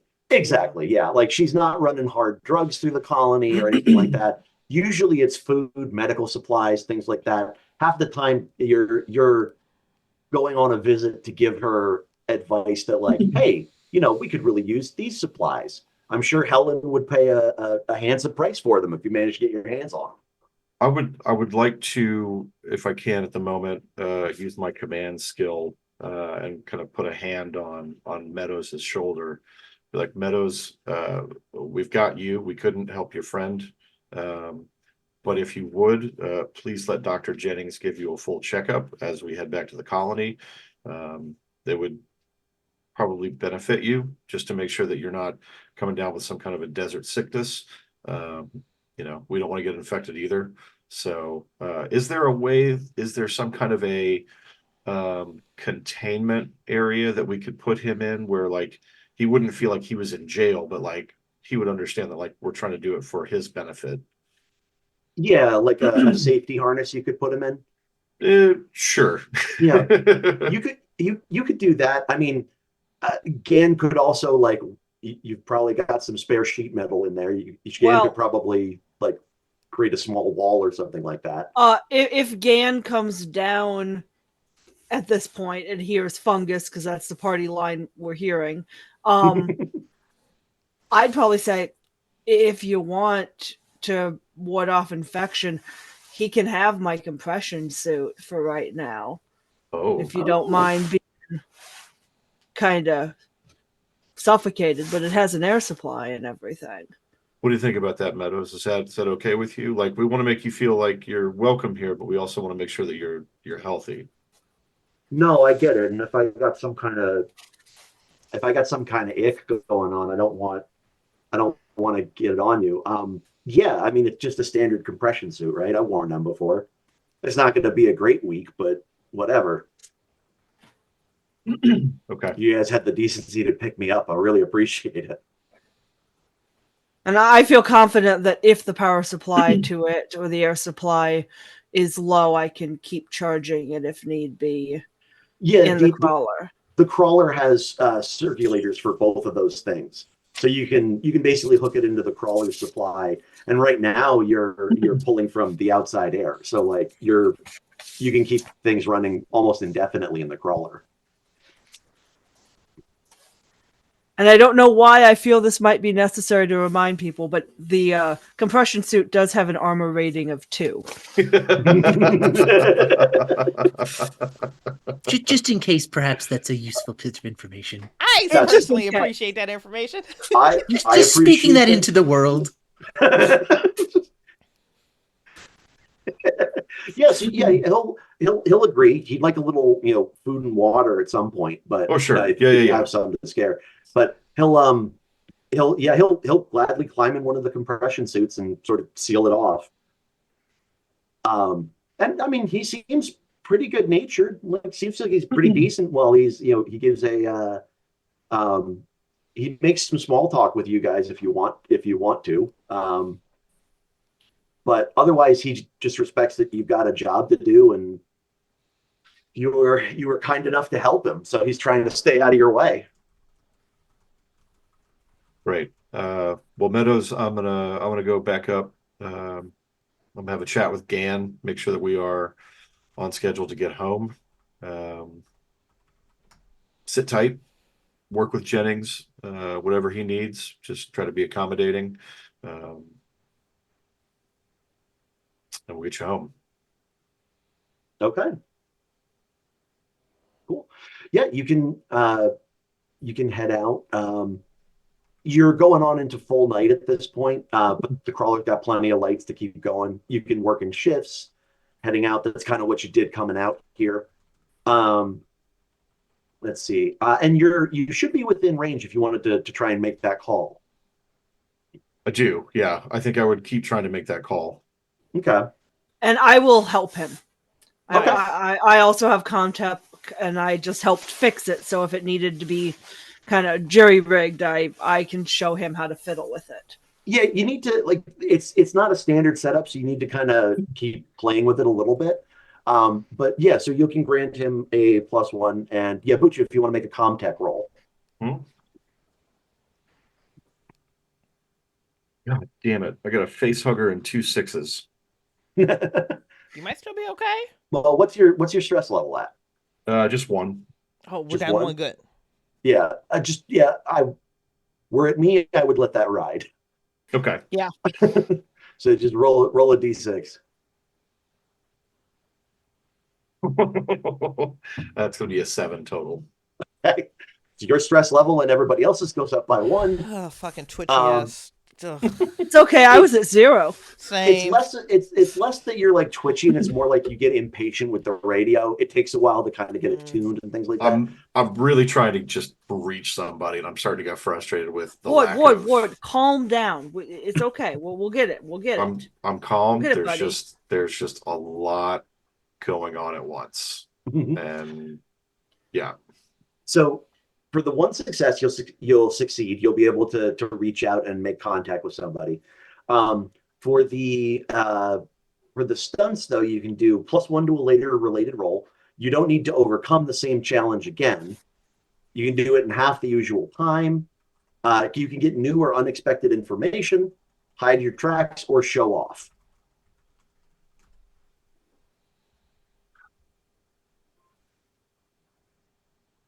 Sorry, read that one again. +1 to a later roll. Don't need to overcome the same challenge again. So if you want to spend it on that one, you won't have to fiddle with the radio again. It'll just function. Yeah, let's do that. Don't need to overcome again. Okay. Yeah, so Gan talks to you. You take a deep breath. You work your way through it. You iron out some of the issues of installing a new piece of hardware. And after like an hour or so, you're able to reliably know that like your radio and your setup is fine and shouldn't be affected by whatever happened to it before. Okay. And you can call out. It seems so. Who are you trying to reach? I think I'm just trying to reach just the base in general, like the main gate, or whoever is stationed like on the outskirts of the colony, who like kind of a guard station or something of that nature. Okay. Somebody I could get into contact to, be like, hey, here's what's happening, here's what we found. Please get this message to upper brass. We need to make sure that they know what's going on and what we're bringing back with us. Okay. Yeah, you can do that. You reached out to you can reach out. You'll reach one of the guard posts. You'll be familiar with whoever picks up. They'll respond, they'll recognize your voice. Yeah. There's a lot of static.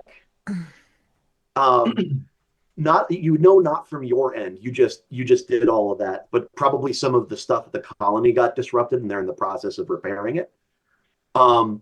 You are able to you're able to get the information across. They ask a couple of follow-up questions. And every time you answer it, they feel like asking less and less. But yeah, they're gonna take that back to Royce and a couple of the other people. They will mention that we're having some trouble with the perimeter repeaters, and it seems like be careful. Seems like some of the storms are kind of converging.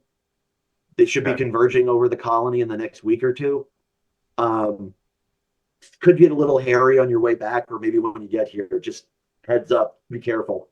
Well, it's already been a little hairy, so we can deal with a little more hair if we need to, I guess. Fair enough. Or just kind of like, why did I say that? That's such a weird thing to say.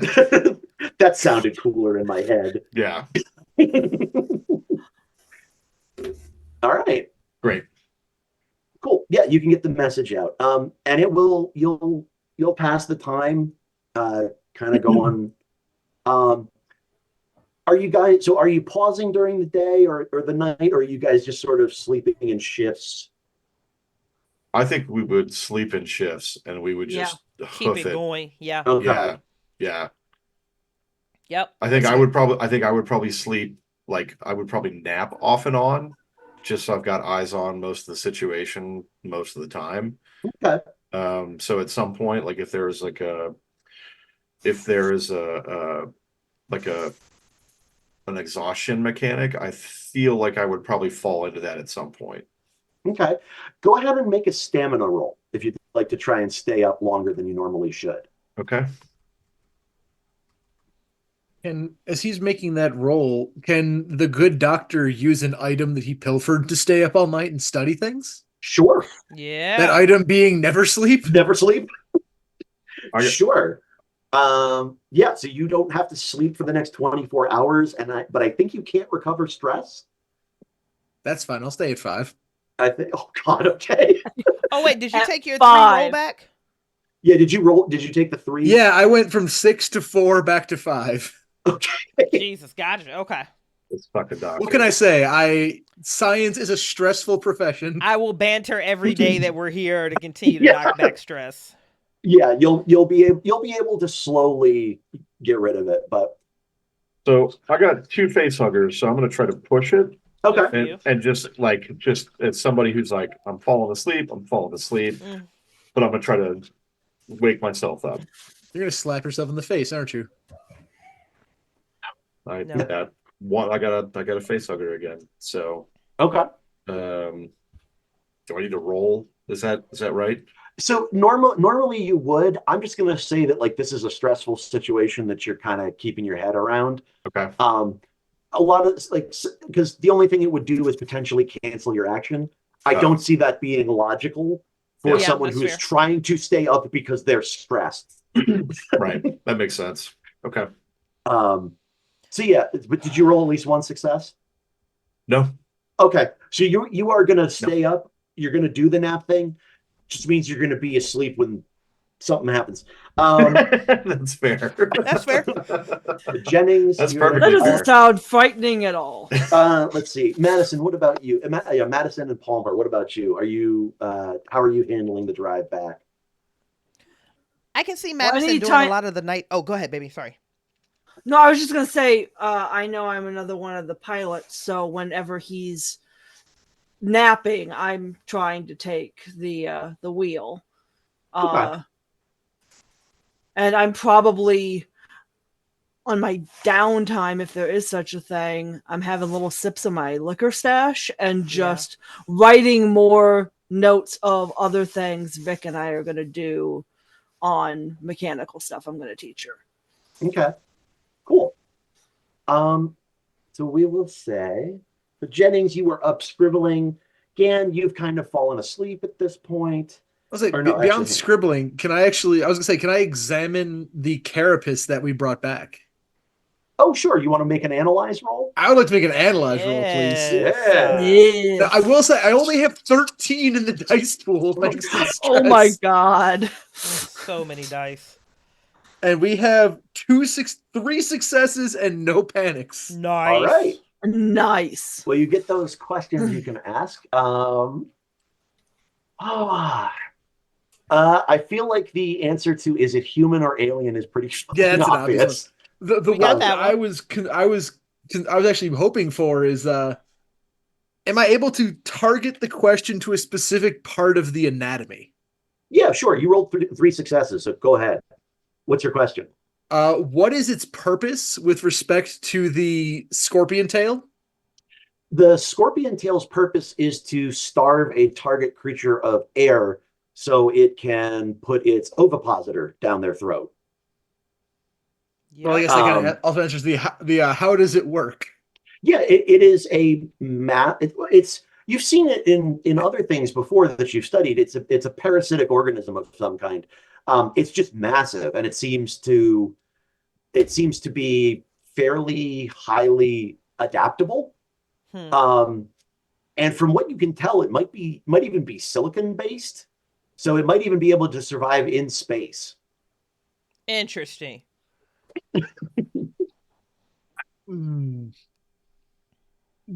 Dr. Jennings is going to just start, because he's clearly like his eyes are going to be just wide open from that never sleep. He is going to be stuck. He's going to take his pen and kind of like, poke around at it, because obviously he's not in his lab, but he'll be writing all of this down as like super detailed notes. Ovipositor, starve of air to inject eggs ? And like all the things that like out of game I would know, but in game I am now becoming more aware of. I am just going to make a note of avoid pointy end and underline it 3 times, because that seems like the biggest takeaway from this is that it's going to choke me out and jam something down my throat hole. Yeah, that's basically what it'll do. Dr. Jennings is not into that. And let's see. Sam, would you give me a stamina check? I'd like to see if you're also awake. Of course. Stamina. Probably not. But I do have stress. No.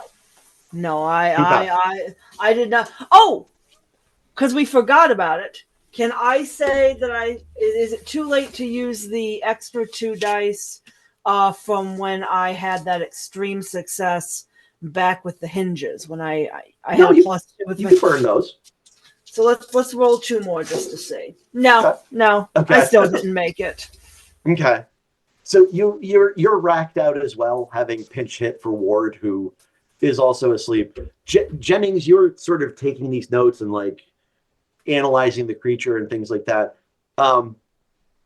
Madison, you can hear sort of like a groaning noise from the rear of the compartment. And like seems like Meadows was sleeping. Then he stood up and he's like, "Oh, hey, do you guys have any like Imodium or something? Or like Advil. I got some kind of chest thing going on."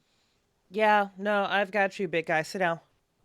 And I'll Cool. go to him and I'll help get him back into his seat. Okay.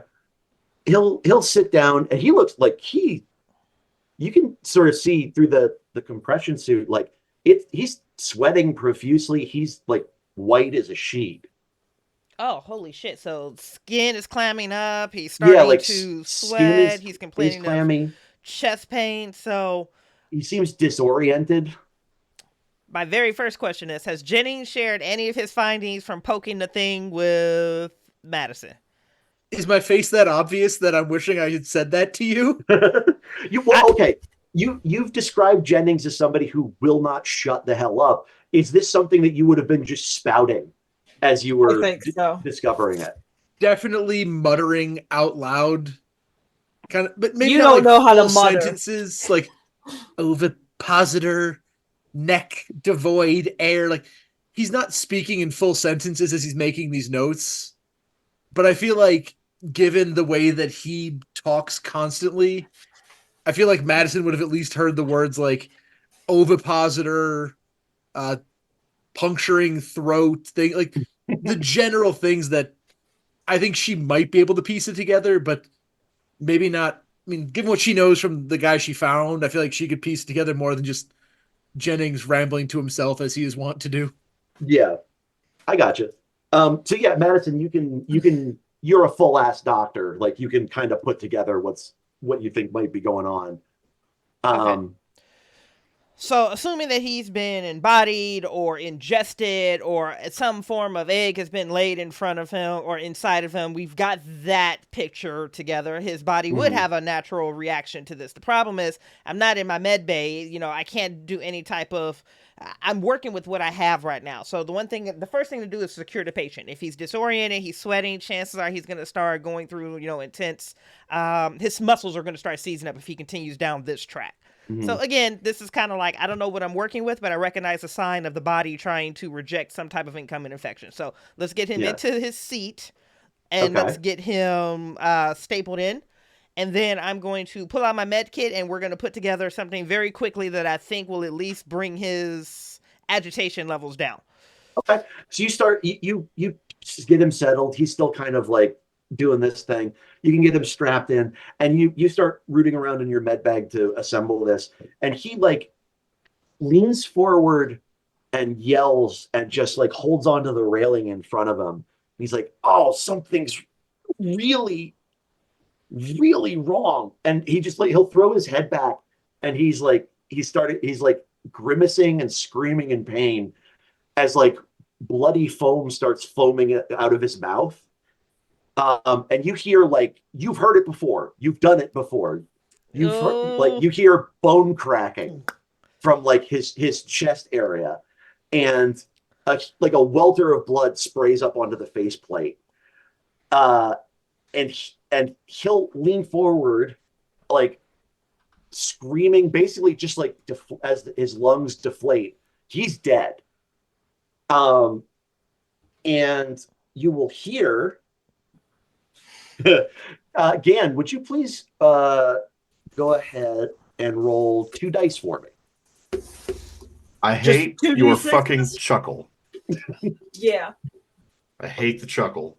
It's That kills snake people. eyes. 2 1s. Okay. That's okay. It didn't roll anything either. So what you hear, Madison, is a wonk as like the front of the compression suit like bows outwards. Holy shit. And you can hear another wonk as something inside is like ramming itself into the inside of the plate. And it's causing the body to kind of flop in the area, almost comically, except for the absolute terror of the situation. Gan, stop the goddamn crawler! Holy shit! I screamed for Gan to stop the crawler. Okay. Was I driving? If I was driving, you were sleeping. But like, Yeah. I mean, like, Madison is yelling your name and telling you to do something at the top of her lungs. I feel like I stop, and I probably stop short. Like it's probably like a really jerking stop.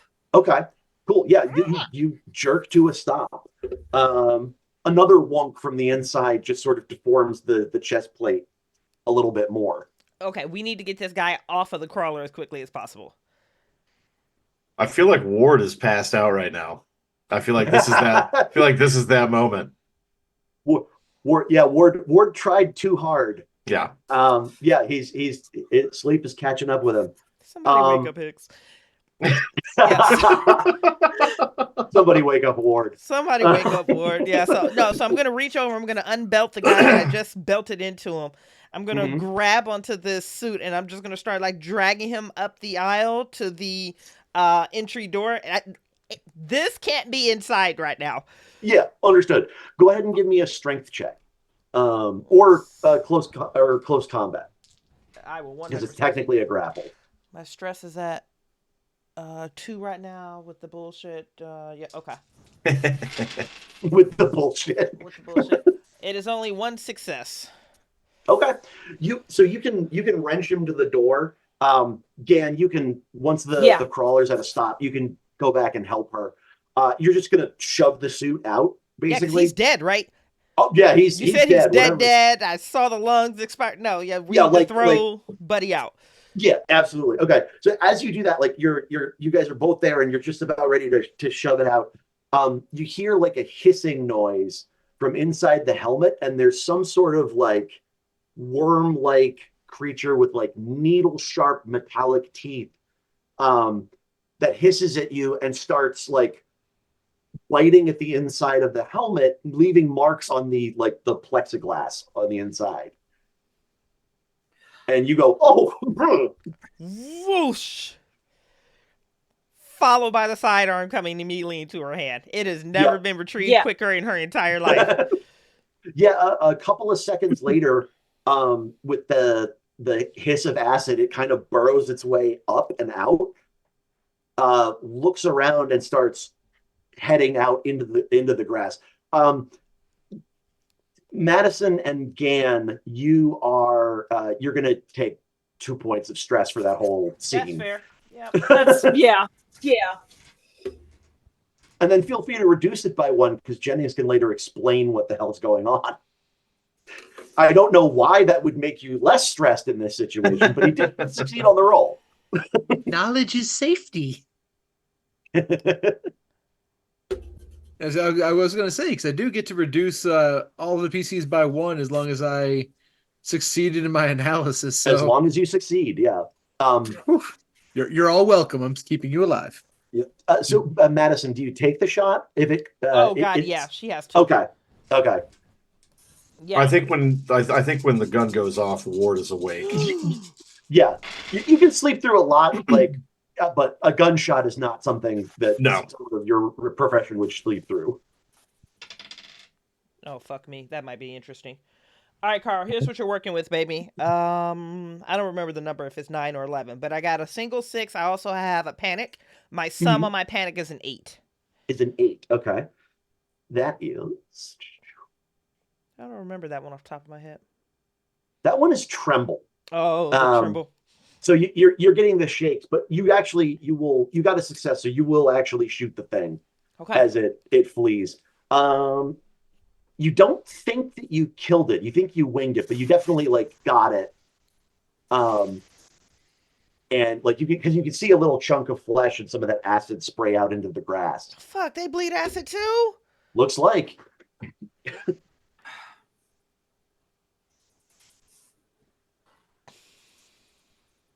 Gan wouldn't have any of her, weapons on her because she was driving. So I think at this point she just hops back in the crawler and just starts booking it. I think Like- Ward would. Sorry, Sam. Probably patting, if Ward's anywhere nearby, probably like slapping him like in that buddy sort of way, like wake the fuck up. I'm getting us out of here. Yep, I'm up, and I think I would stand up next to Madison and find out what the fuck was going on. She can tell you. It's a quick rundown. He started exhibiting these symptoms. Something broke through his rib cage. It was wormed. I mean, she'll go through the entire thing for the sake of time. Just splat. Yeah. Medical. Yeah, Madison, the compression suit is still at the floor of the base of the crawler. You can see the guy's ribs were like pushed out from the inside and broken.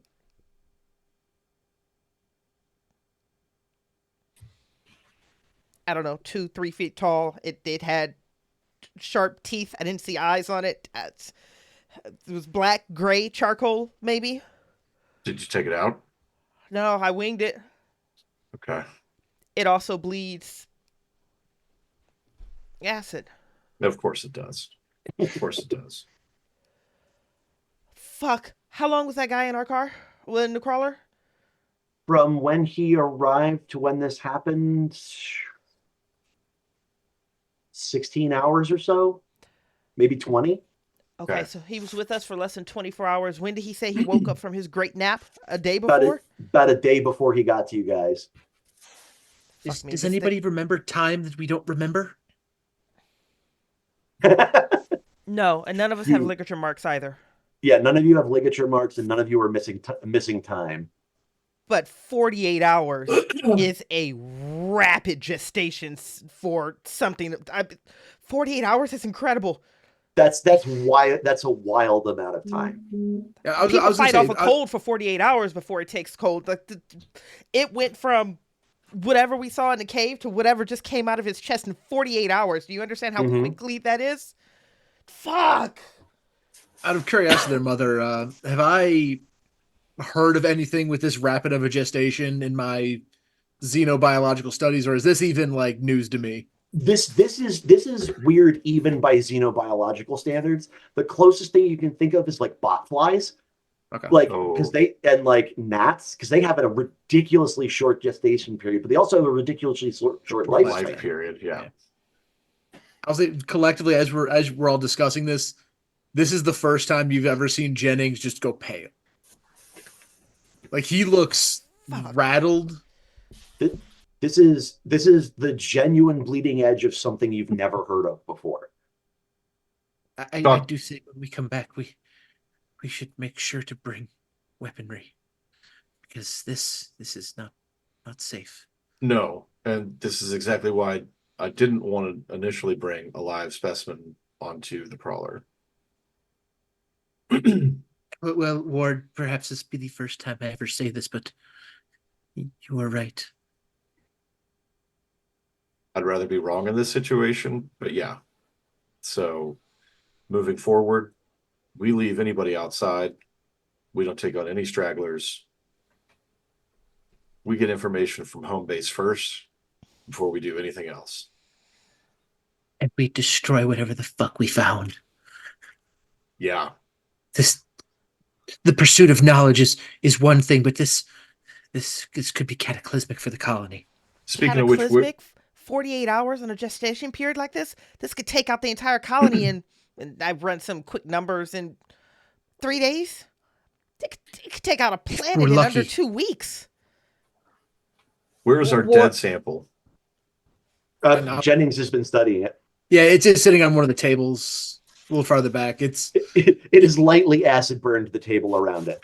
the table has got some lovely discoloration, but it's kind of like half pinned down by a few, not even like a full specimen kit, but he's just used whatever he could find laying around. Small pieces of scrap metal, a wrench, So would you which say clearly like, has Gan's name emblazoned on the side. so is it like, would you say that it's restrained to the table?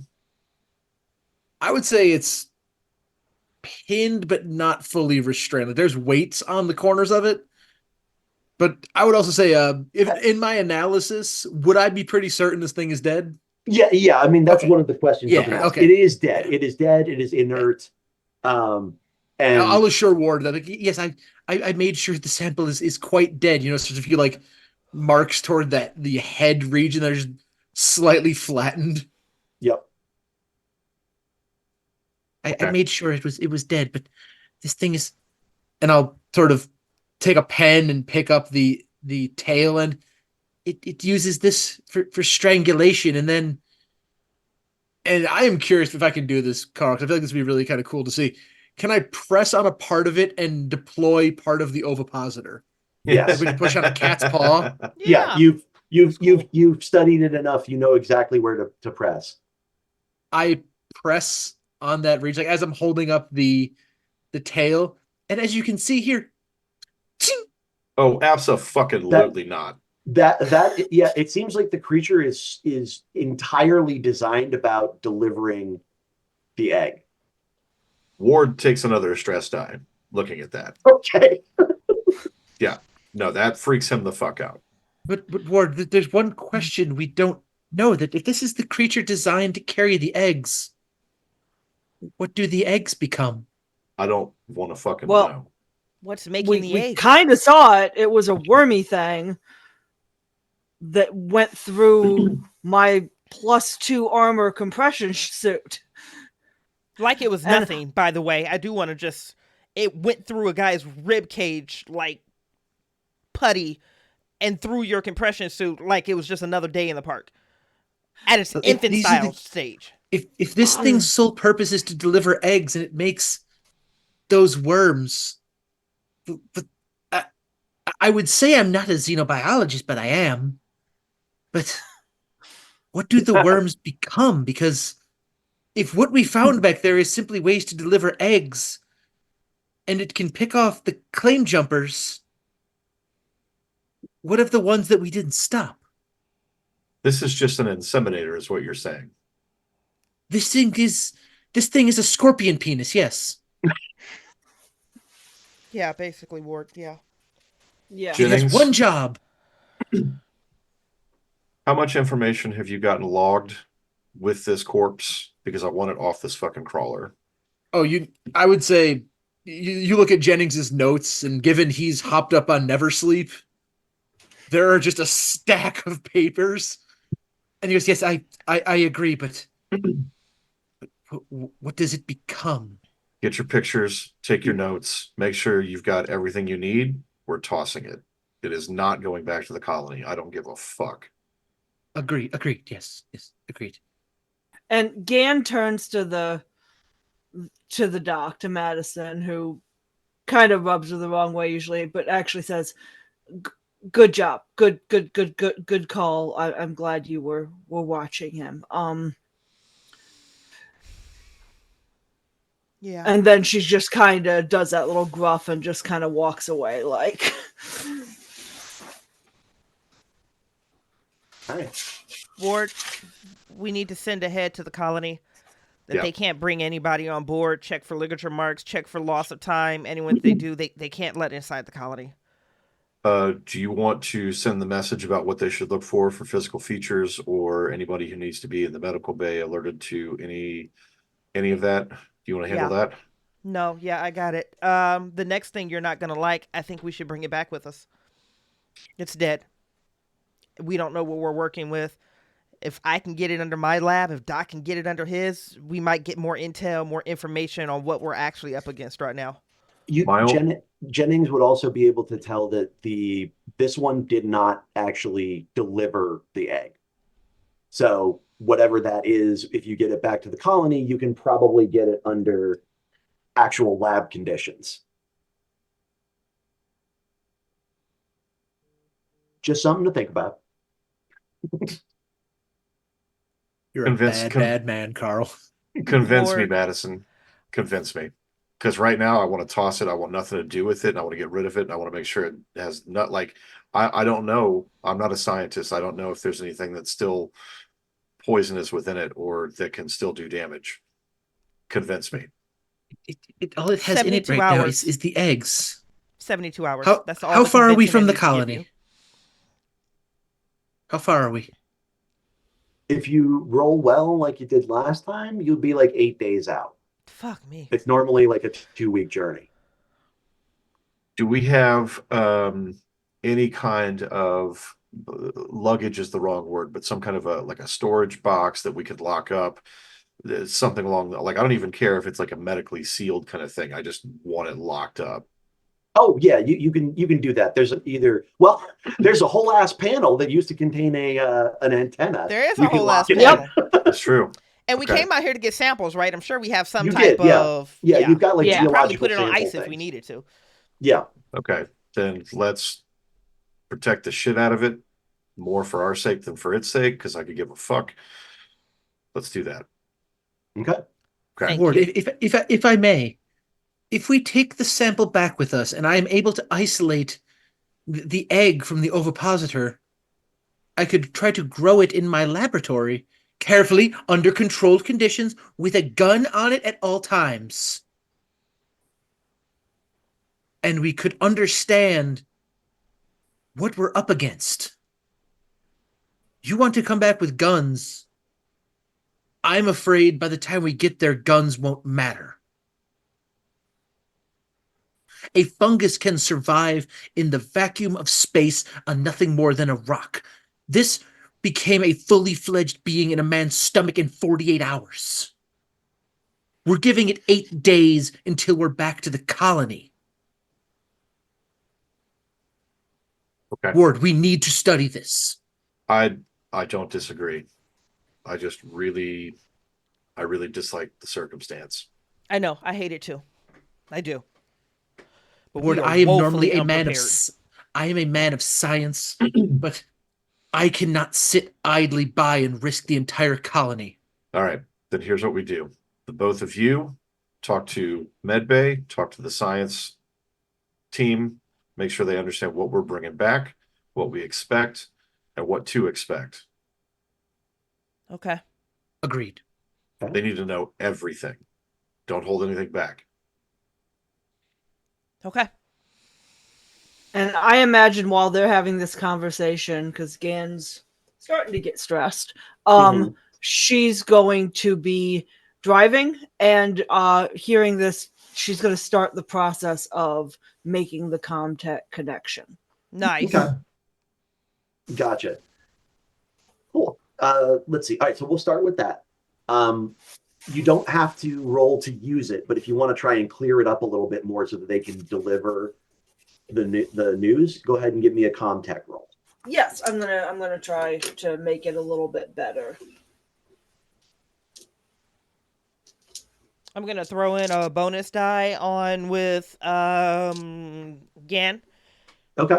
If she's Thank making you. an attempt to clear out the line. It looks like the doctor does have some context, so I will just supplement her support. Thank you.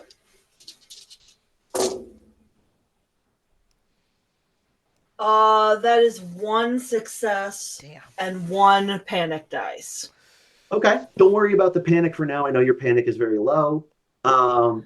Just so you know, it is a 7 because I rolled a 4 and I have a 3 at the moment. Okay. Gotcha. So it's a little Oh, stressful. no, I have a 2 at the moment. Okay. So we're good. We're good. So you're good. God.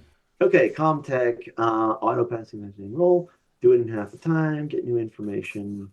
Okay, so I'm going to blend this a little bit. So your goal was to basically clear up the connection. Mm-hmm. Okay, so you do that. You're going to be able to get these messages off, but you are realizing that like as you're driving along and sort of the hours and days are going to pass. Like this is going to be like an extended thing where you're tuning the radio and getting it out as fast as possible. you're clearing it up, and when you finally get it cleared, you realize that like the three storms that normally circulate the planet are all converging on the colony. So there's a huge amount of electromagnetic interference happening in addition to whatever happened before. So you can get a very good, very clear connection for about 15 minutes. So Jennings and Madison, you can go ahead and give me a medical aid roll, and Jennings, you can give me an observation roll. And this is several days later, so your stress is going to clear, unless you Okay. keep hitting never sleep, Doc. I don't know if you want to keep doing that. After the first one, I would say I'm gonna put down the vial. So, okay. So this is not to you as characters fully understand the situation that you've experienced so far. This is how well you're able to explain and transmit before the window closes. So I'll just need a count of successes. And like, oh damn, okay. I had to Holy push it for the shit. record. I had to push it. Now, That's fine. just mechanically, when you say we're clearing the stress, even though I'm hopping up on never sleep, I still have the stress, or I don't have the stress. You're going to clear the stress because this is going to be in game time a day or two later. Yeah. Okay, still one success, but it eliminates those panics. Yeah. Okay, so 5 successes. That is very good. I wrote out a chart of things like that. That is the second highest result you could get. Hey! Wow. So you're going to transmit as much. The people you're talking to at the colony are like, this sounds like absolute bullshit, but sure, you sound really scared, so we'll look into this. And the colony is going to be almost as well prepared as it can be for this sort of thing. Good. So the situation at the colony will be different than if it was if you had not warned them. Oh, thank God. Good. So Now they're as prepared as they could be. Do they have any active cases? they're almost as prepared as they could be. Okay. Are there any yeah, active cases? I'm gonna ask. Not that they are aware of, but they have heard of some mystery illnesses at some of the outlying towns. Okay. Which they'll forward the message to because they have hard lines that go out to that. Okay, look Fucking at God. Carl. All right. Fucking Carl. And as you guys sort of drive tensely into the night, I'm going to assume what you do what you did last time. You're going to drive aggressively. Gan's going to tweak the engine, things like that. You'll sleep in shifts. You're going to eat up the miles as things go. I think now is a good time to take a break. Give ourselves a little bit of a come down period. 9:20. I love it. A 13-minute break? Yeah. Me, wow. I like Round that. it to the nearest 10. I'm good with that. I'll see you guys in 13 minutes. Guys, whew, okay. None of us died. I can't believe that happened. But we are amazing. Go on. Yet. I didn't think we were going to get out of the sacrificial chamber, but listen, small victories. We are going to go and break, and then Mother and the rest of the crew will be back shortly. Thank you guys for tuning in, and we'll see you here soon.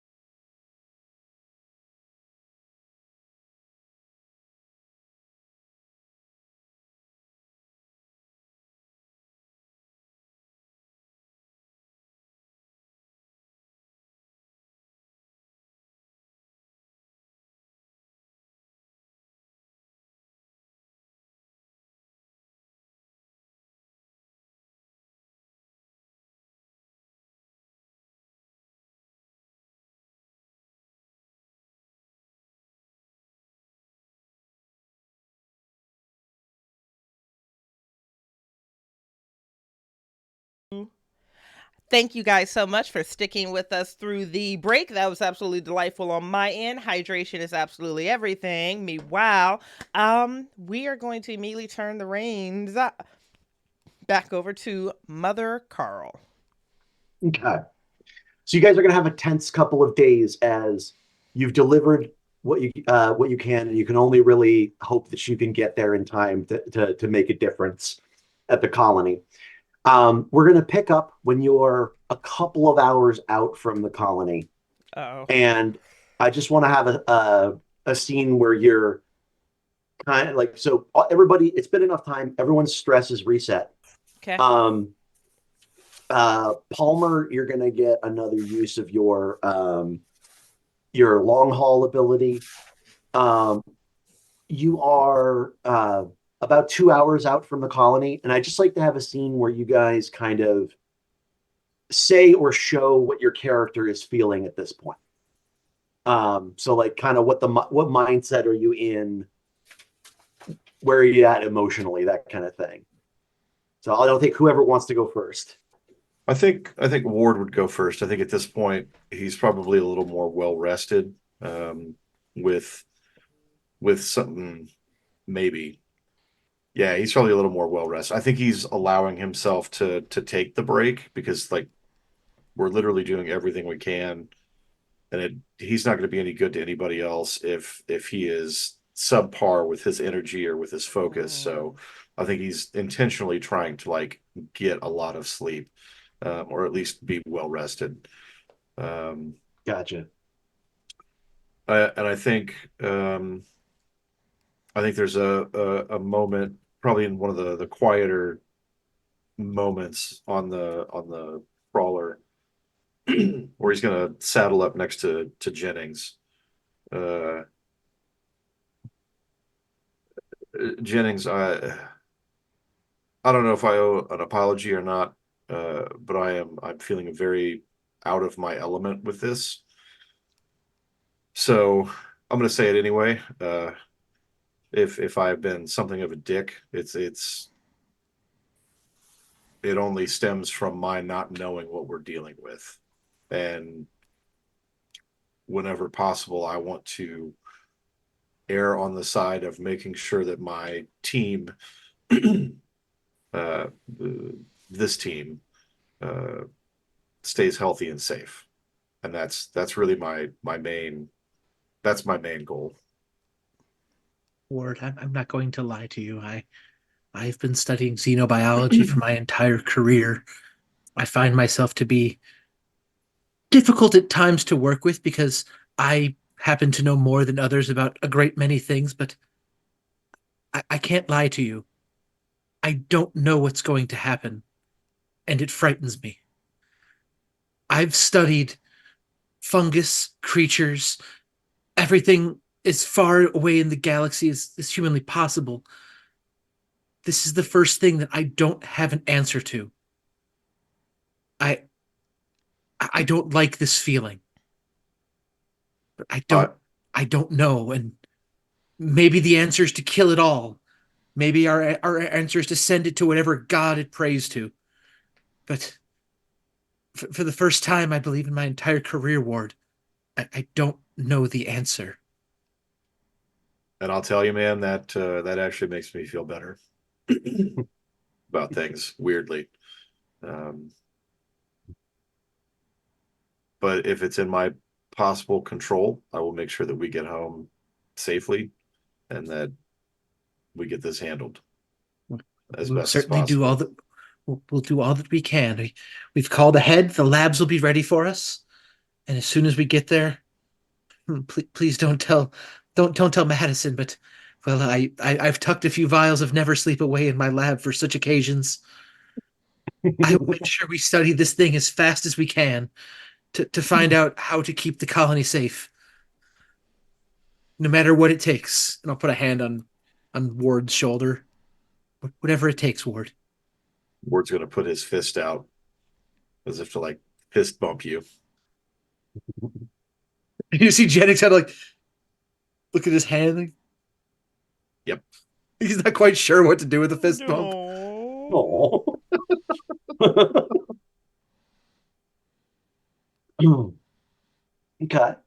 Madison, Palmer, what about you guys?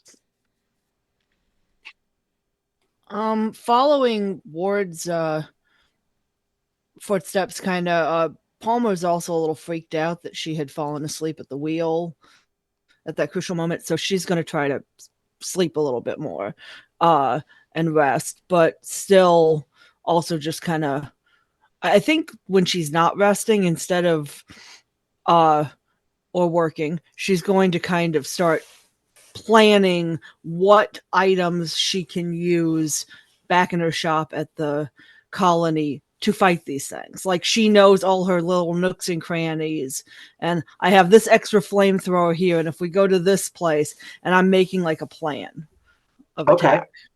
cool. Maybe how to secure the walls or the perimeter better through heavy machinery uses. I think Okay. Madison, I've been very quiet the past few days. I think just from looking at me, like just moving up and down the crawler, I've probably tucked myself into like a corner seat with like my knees put up to my chest. It almost looks infantile almost in a way, as if she's caving in on herself. But whatever it is she's doing, whatever it is she's tapping into her tablet, is showing this weird contrast between her trying to bring comfort to herself by resorting to that childlike space, but also whatever she's doing has her super super active. Like, even in the middle of the night, you can hear the padding on her fingers, and if anyone actually gets a hold of the tablet or looks over her shoulder or gets her to engage long enough, like, she's not eating well. She's not shutting down, but she's almost like she's building up towards something that's causing her to dissociate almost from kind of like either her present self or the present moment. But if you're looking into her tablet, she's also planning very much like Gan, but in the opposite direction. And like, she has a tablet filled up that's like pandemic, widespread occurrence, infectious disease, da da da da da, dot points. And then there's another one that's kind of like quarantine procedures. And then there's another one that's like full of just euthanasian procedures. And then there's these like question marks that's like, 48-hour incubation period, threat level. So she's almost writing CDC levels of emergency protocols in the event that Okay. this does what it's doing right now. Gotcha. Okay. And I would say Gan could not care less about what's on her tablet. And even though she and the doc don't usually get along, if she sees her kind of being weirder than usual, she will come up to her with her flask of whiskey or whatever liquor it is I have, and be like, swig, give her like open a bag of chips and be like, chip, and just try to have that moment of, I don't like the doc, but I know she's not functioning normal, and I know we need her, and this isn't right. I refuse the booze except the chips. Thank you. Okay, I share some chips. Cool. Okay. So as you guys continue to tear up the miles, you've had to nurse the batteries on the crawler at this point. It's been overcast or raining for about 2 days. And it seems like the closer you get to the colony, the worse the weather gets. But as you sort of crest the final hill and sort of look down on the colony, you can see kind of scattered about. You can see some activity, but the colony looks a little different than the last time you saw it. Oh God. You can see that there's been some like barricades set up in the streets.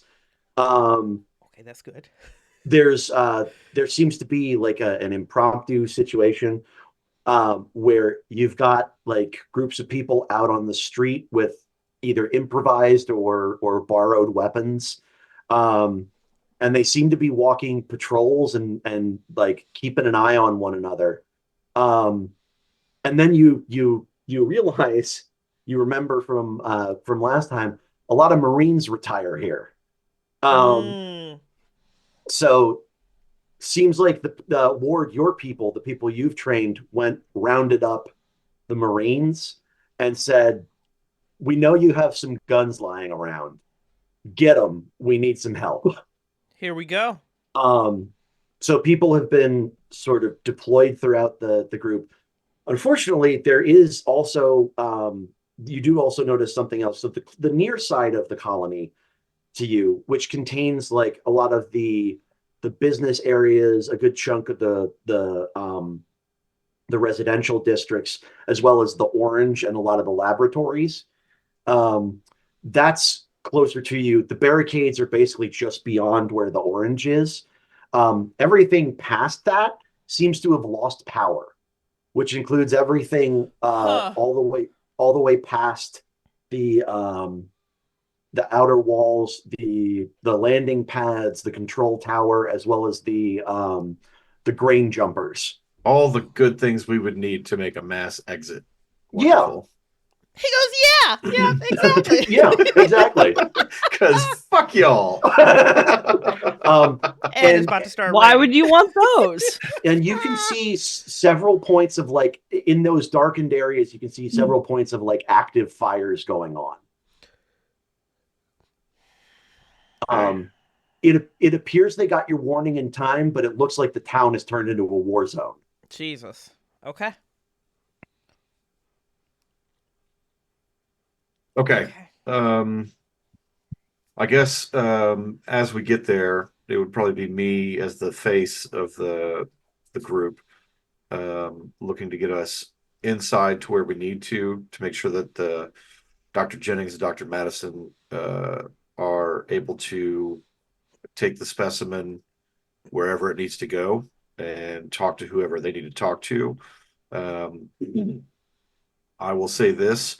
Um, Ward is seriously considering putting himself under observation purely out of an abundance of caution. Okay. Hmm. But he would like to talk to Alex first to let her know that he's back, and what he's doing is more. There's nothing wrong, but he wants to make sure. Brutal. Gotcha. But yeah. Okay. So you guys will approach. There'll be a group of people by. There's no real gates around the colony because there's no real need for them, or has been no real need for them. Um, Mostly the sonic fencing keeps all of the smaller critters out. Um, but there are like guards on the entryway.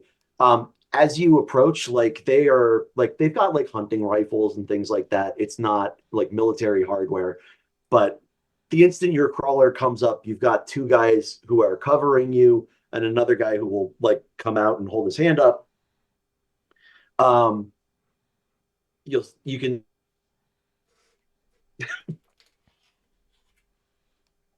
show us your necks. Oh, they do listen. All right, they're clean. Any blackout periods? No, none that we can think of. No. No. Okay. All right. Whew. We Can't do be have too a careful. we do Welcome have back, a Marshall. we do have a specimen on board that we want to get directly to the laboratory. All right. Um, he'll motion to one of the guys next to him who will uh, exchange the long rifle for a sidearm and come and escort you down to the laboratory. Okay. As you're going, so they're taking you about a third of the way into the colony towards the Orange, um, and you can see people. There's people who are bustling about. There's a lot of areas that have been like sealed off, all the way down to like the ventilation shutters and things like that. Um, and it seems like they've been marked with different symbols. They are you'd recognize them as like quarantine and pandemic symbols. There we go. Yep. Um, they're not, they're Madison. They're not the plan that you came up with. You think yours would probably be more efficient, but they're the other nurses in the colony are kind of doing what they can. Yep. Um, so the areas you're walking through are all marked clear and things like that, and you can clear 4 people inside, clear 6 people inside, that sort of thing. Um, and but you are definitely seeing signs of ongoing fighting, and it seems like the perimeter's been slowly shrinking. As you kind of go out there, like you get to the point where you're able to enter like the laboratory and the medical area, and what you can see is that you can see on the darkened buildings in the distance, you can see the occasional acid burn, impact craters from gunfire, that sort of thing. Wow. As well as the occasional bits of blood splatter and claw marks of some kind. Looks like a very, very large hand with like very sharp claws on it.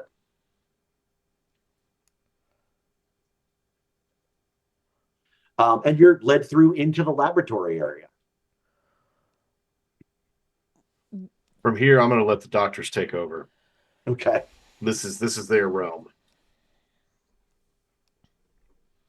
As we're walking by, I do want to say to Ward, is there any way that perhaps you could provide a firearm just in case?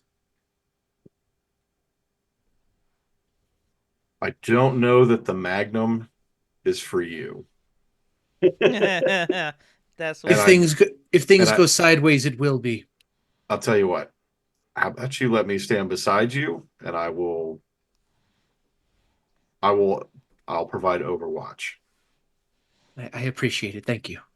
And I don't mean that you can't handle a gun. I just mean you can't handle this one in particular. It's beefy. And Jennings will turn to him and say, "Thank you, Marshall." It's like the first time you've ever heard him ever refer to you by your title. Usually it's always just Ward or some demeaning terminology, but he will call you Marshall and then walk into the lab with the sample. I'm gonna follow into the lab just to be supportive help with the sample, but someone is gonna explain to me what the fuck caused the claw marks. What are those? Oh, that's one of the big ones. The what? I'm sorry, what? The what? Big ones, 6, 7 feet tall. You guys got footage? Yeah. And he'll go over to one of the terminals on a panel. He'll pull it up. They're fast fuckers. They don't stay in one place for very long. But yeah, he'll pull up a couple of grainy images of sort of the area that covers the grain boosters. And you can see just sort of like in sort of moving through the darkness, like a dark, shadowy, almost like metallic looking form. And you just like get a bare glimpse of it as it runs by a camera that's stationary. Holy shit. Fuck. Oh god, that has to weigh X to X pounds. 350 pounds. Fuck, man, Big boy. Fast. Yeah. Ward, you're going to need the biggest guns you've got. That Magnum, that may not be enough. I do still have the rifle shouldered on my shoulder. I turned to the person that was showing us this and say, do these big fuckers bleed the acid as well as just like the other ones? Yeah. Don't let them get too close to you. Fuck's sakes. Okay, Ward, Marshall, we need to get more flamethrower units. Bludgeoning weapons, fire, anything that doesn't cause a puncture. That sounds like Machinery, I know. that sounds like a good idea. Yeah, I like the idea of possibly like almost like a rubber bullet kind of thing where you could really like break bones but not break skin. If something like that exists, but flamethrowers would be an excellent thing for us to arm people with.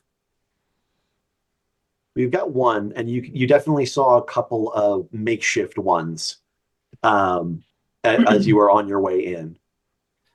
They have another because I brought the one that's on my back. Yeah, I you didn't leave have an those in the actual crawler. incinerator unit.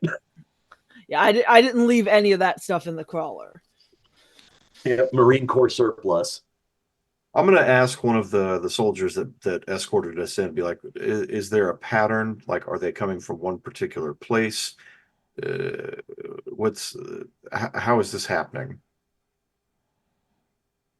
They showed up a couple of days ago by the landing fields, and they started picking their way inwards through the colony. We had just enough warning to get some search parties marshaled, although unfortunately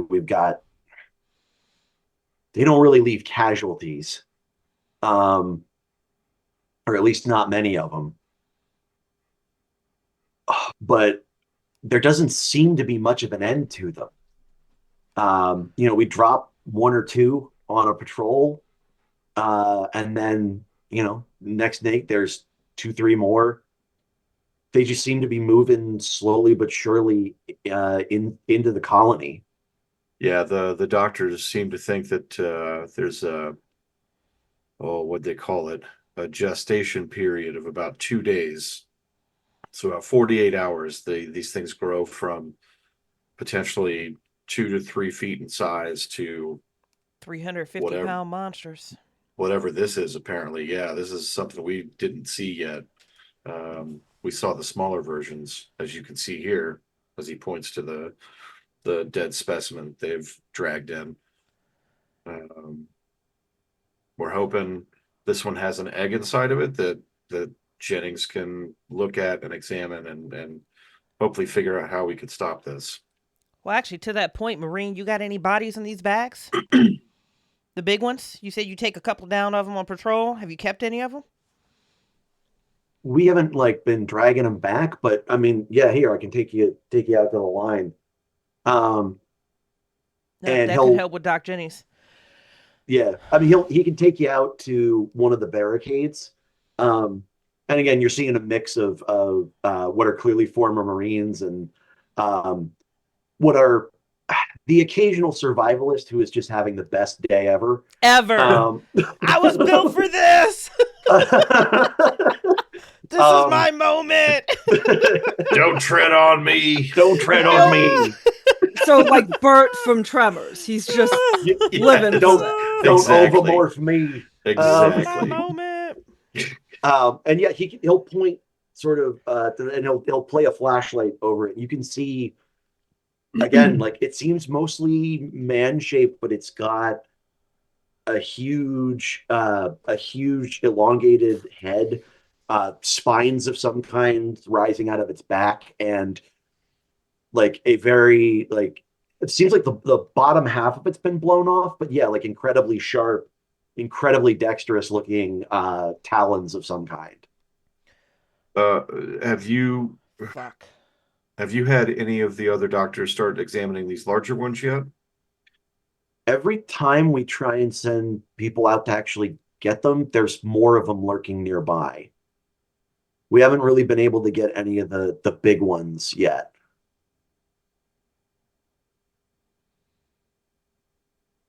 That's interesting. I wonder if we can set up some kind of a fire perimeter around one of them while we drag it back, so that the doctors have something else to examine. I wonder if that would be possible. That might work. Where are we, Mother? Are we, Carl? Are we near any of my haunts? Would I know of a dolly or a little forklift or something that we could hoist this onto so that we could get it back quicker?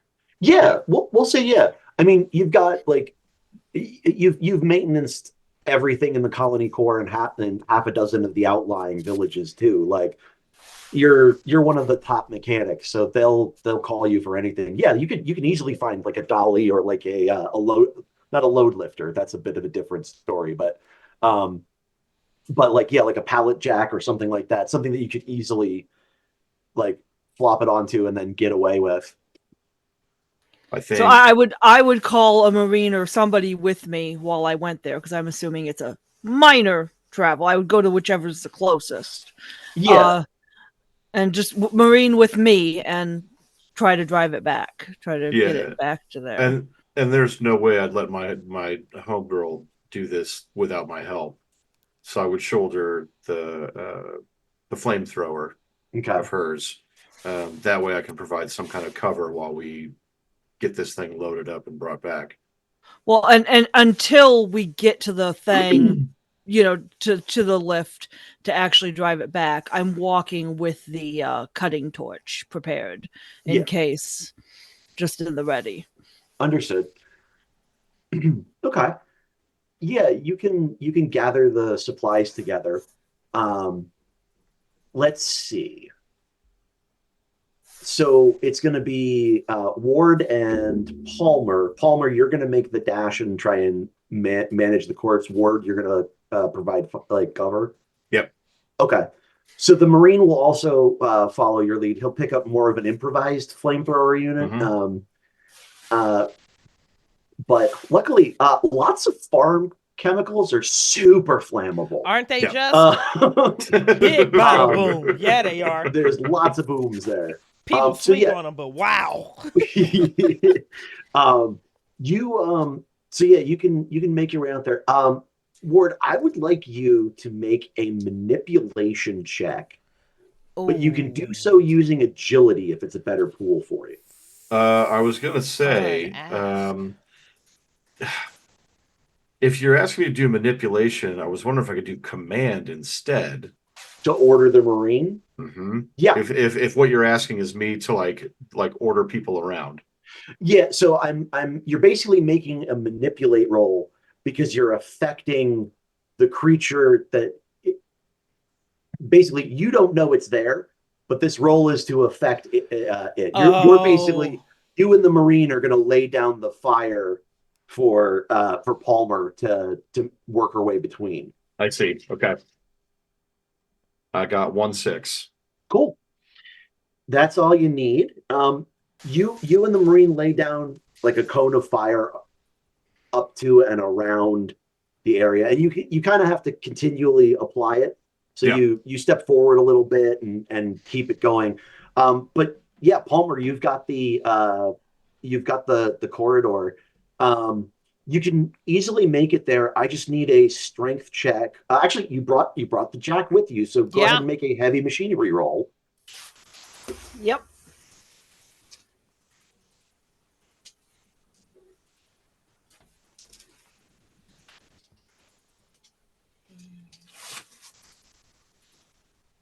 And am I using the maintenance jack as well?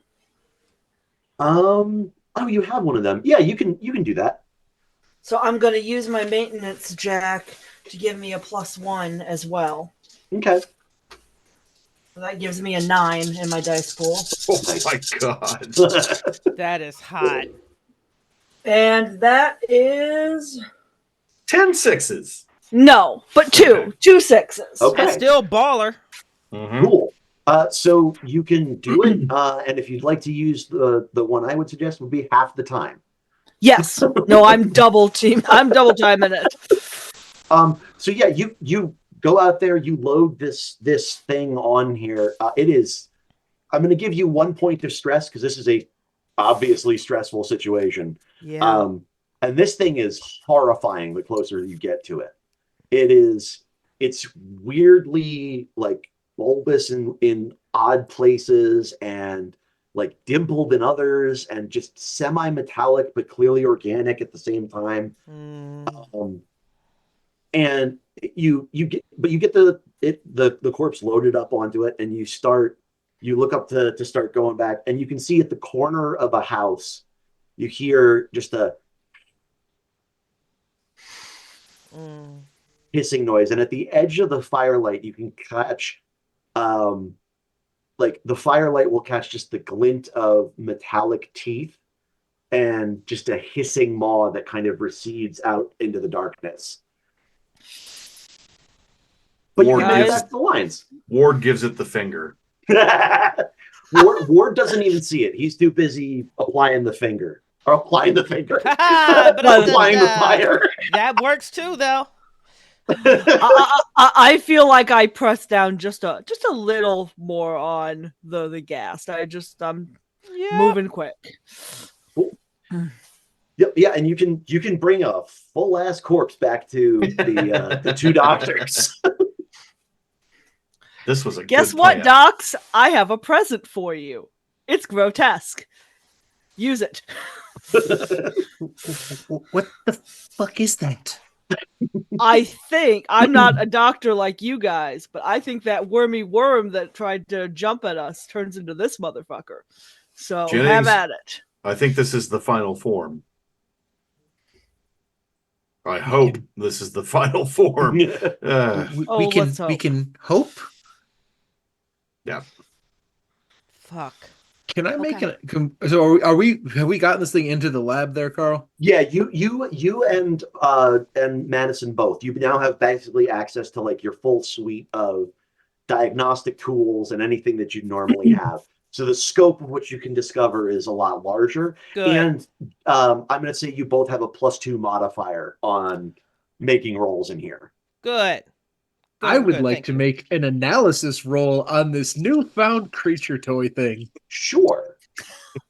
So are you doing on the egg or the full body? The full body, please. Okay. And that is 2 successes. Okay. And the first question, which I think you're going to be mad you put on the sheet there. How old is it? How old is it? How old is it? 13 hours. About 3 days old. I hate it. I will say that as I am saying this, as I'm like looking at she's here. Fuck. Oh God. And the other questions don't really the answers seem kind of obvious. Is it human or alien? It's an alien, Yep. Is it? It's dead. It's 2 to 3 days old. I guess I will Are we allowed to make up our own questions? Yeah, you guys can make up your own questions. Can I tee up one in the room with him? Oh, yeah, please. As I'm realizing this thing is like it's barely a child. Okay, so let's follow the time frame, right? So eggs hatch, the spider 2 thing days. comes out, it lays its eggs into a living host 48 hours, right? And then this comes out. Then it becomes the worm. And then you said 3 days from 2 feet to 400 pounds? Judging by the bone structure and the musculature, it looks this thing couldn't be more than 3 days old, correct? So we're talking 5 days until we have these monstrosities.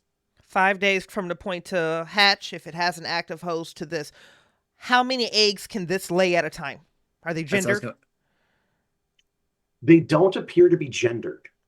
You're not sure if, assuming what those things were in the pit were eggs, you're not sure how it goes from this to the egg laying stage. Is there any sign of I mean, this is gonna be like kind of bastardizing one of the questions you provided there, and to kind of as a pseudo follow-up to that, does there appear to be any sign of like it could branch off as the skittering scorpion pokey chokey? Pokey chokey. Pokey choke? No, not directly from this particular form. This seems to be kind of like an end stage form. In fact, I'll give it to you for free that like you have the egg, the egg as well, the non-implanted egg. Mm-hmm. That just seems to be like a huge, incredibly complex, basically packet of both cells and DNA. You suspect the only reason this thing is vaguely humanoid shaped is because it came out of a human. Oh, fuck me. Yep. That's a. I'm gonna give myself a stress die for that. Okay. Because that's one of those realizations where if Dr. Jennings is wearing glasses, it'd be, my God. Fuck, so it takes on the properties of the original host. What a phrase. What the fuck is laying the eggs? How many eggs are there? But, Doctor Madison, hear me out. What if it doesn't have a host? We have an egg from one of them, yes? Hmm? What does it turn into if it doesn't have a host? I don't know. If these turn into this monstrosity, what if we incubate it and try to turn it against these hosts? We weaponize it against itself. Nope. Try that all again. If we take the egg and we incubate it for 48 hours without a host, will it hatch? I mean, based on the initial properties, no, correct? It needs to be incubated inside of a live host. It does appear to need to be inside of a live host. If it could skip that stage, it would, right? Yes. Oh yeah. The speed at which this thing grows, if it could skip the parasitic phase, it almost certainly would. Then what were the large eggs we found there? The DNA soup that gave us this. Just carrying it around on his belt. Yeah, I'm just dripping acid onto the table. Oh, the acid has denatured days ago. Okay. I imagine he has already turned this thing into a fucking clock necklace like Flava Flav. Oh yeah, yeah. Flava Flav after 8 days in a van with it, I'm sure. Dr. Jennings is Jenny Jennings. So, Mother, I'm going to throw this at you, and you let me know what creative role, if I can roll it all for this one. But sure. While the doctor is doing, like, there's only so many hands you can put into the same pot. While the doctor is pulling pieces apart, running, waiting for things to turn over in the lab, blah, blah, blah. If I can get a hold of all the surveillance footage that I can get, and I can just look at it on multiple monitors, is there a role that I could get to anticipate how... Basically, how do these things attack? Are they pack oriented? Or, are they setting traps for us? I'm trying to get an idea of their intelligence. I'm trying to get an idea of just how they work with each other. Gotcha. Okay. Yeah, you can combine both like visual records, talking to some of the Marines outside and that sort of thing. So I'll let you choose. You can either make an observation roll or an empathy command roll. Ooh, or manipulation, whatever's best for you. Oh, you know what? I'm not going to look at my sheet. I am talking to people. I'm looking at visual things. I'm running this through the algorithm in my head of combat tactics, and I'm just looking at them what it is. This would not be an empathy related anyway. This would all be, it would either be something to do with combat or it would be observation. And I would like to be able to give her a bonus die on this, like being a marshal. Like if I have any kind of pull getting that video footage from people, like in case that's a problem for her because she's just a doctor. Or let's do this. Make a Ward, you can make a command roll to give her bonus dice. Oh, I like this. So for every success you roll, you'll give her a bonus die on her observation roll. You can push it. Daddy. Girl, you got 3 6s. Daddy, you did not. Nice. Yeah, I got 3 6s, a 1, a 2, and a 3. Oh yeah. Yeah. I was just like, Marine, go talk to the doc. Okay.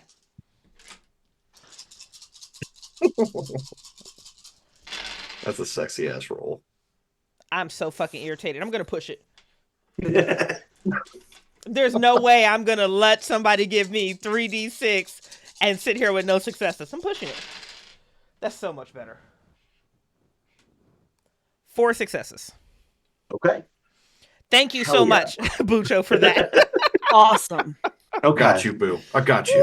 So, observation. So I know it's not technically on your sheet, but I'm going to treat this like analysis. So you can ask me questions like analysis. Oh, okay. So specific questions here. Table, do you want to help me tee up fun questions for this? I've got 4 of them.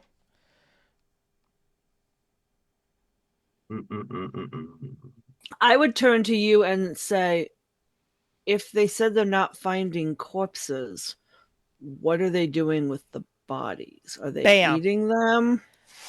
That's a great question. Do they seem to have any physical liabilities or weaknesses based on the video footage? Like like Okay. like do they seem weakest at like the leg limb or the shoulder limb or the tail, like something along those lines? Okay.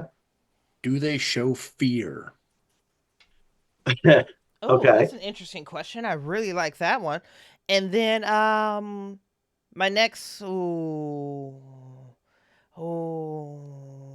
you know what? I'm just going to do something super simple because I got 3 brilliant questions from the rest of the table. I want an idea of an assessment of their overall intelligence levels.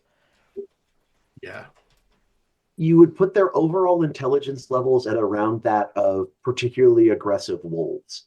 I don't like that. They're smart. You have seen them working together in ambush tactics. Shit. It's not like they don't move with military precision though. They seem decent. You seem able to disrupt them. You can catch them by surprise, and they seem to have a hard time reacting to that. It's more primal than it is tactical. Yeah. More exactly. primal than tactical. Okay. More primal than tactical. Let's see. And I'm sorry, Sam, what was your question? What are they doing with the bodies? If the Marines aren't finding corpses, what is happening to these bodies? It wasn't that they were finding corpses though, right? It was like they just weren't finding people who were just injured. Is that correct? Yeah, a little bit of both. So like a lot of the times they'll run into a situation where like a team of 5 people will go out to do something and they'll find 2 bodies and no trace of the other. 2 bodies ripped apart and no trace of the other 3. Gotcha. They are assuming that they are the Marines are currently assuming that they're eating them because they do appear to be wild animals. They do seem to do that. Like they're not sure how they arrived, but they're also. I'm sorry. No, go ahead. I would say, I guess my question was, since Bridgett said that she was looking at the things, is she seeing them drag them away? Is she seeing them? There will be one very grainy, hard to resolve image, but because of Bucho's help, thank you for that. You'll be able to have things where, you do get a very quick image of one of them dragging someone who was only knocked out away. And you guys have the other piece of the pie here. You know how they start. They're collecting hosts. They are. Oh, that's so. And there's about 2,000 people who live at the center of this colony.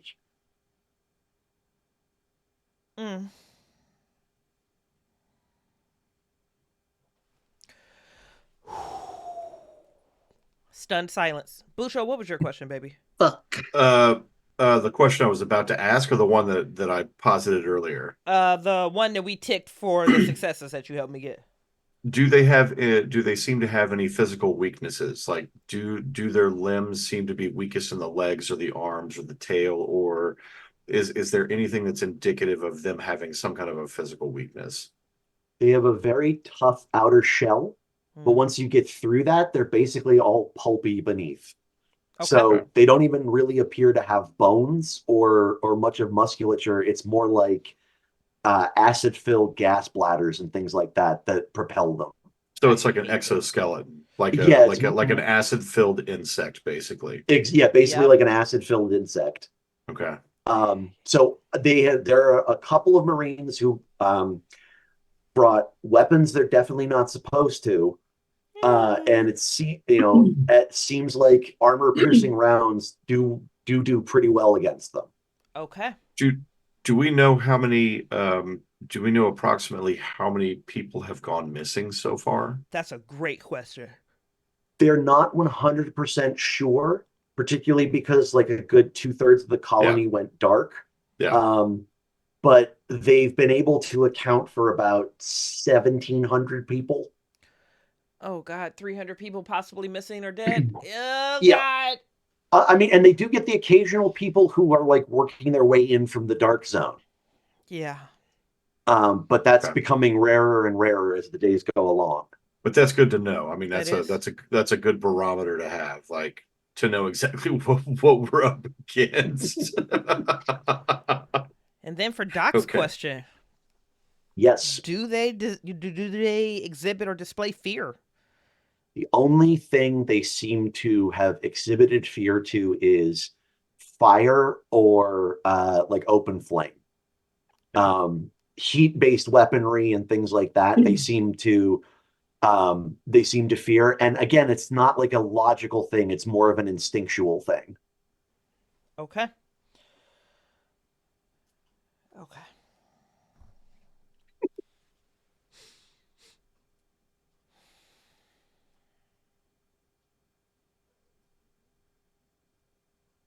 I think that silence really says it all from the four of us.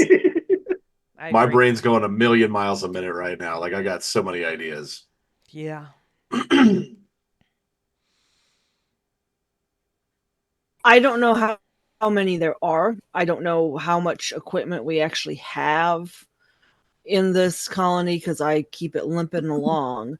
But I want to talk to one of the Marines and send them out to any little tool stores that I have that are in the central city. I'm not sending anyone to the edges where the monsters are. Yeah. But I want them to get as many bolt guns as we have available. Okay. I mean, I'm going to need you to make a command roll for that.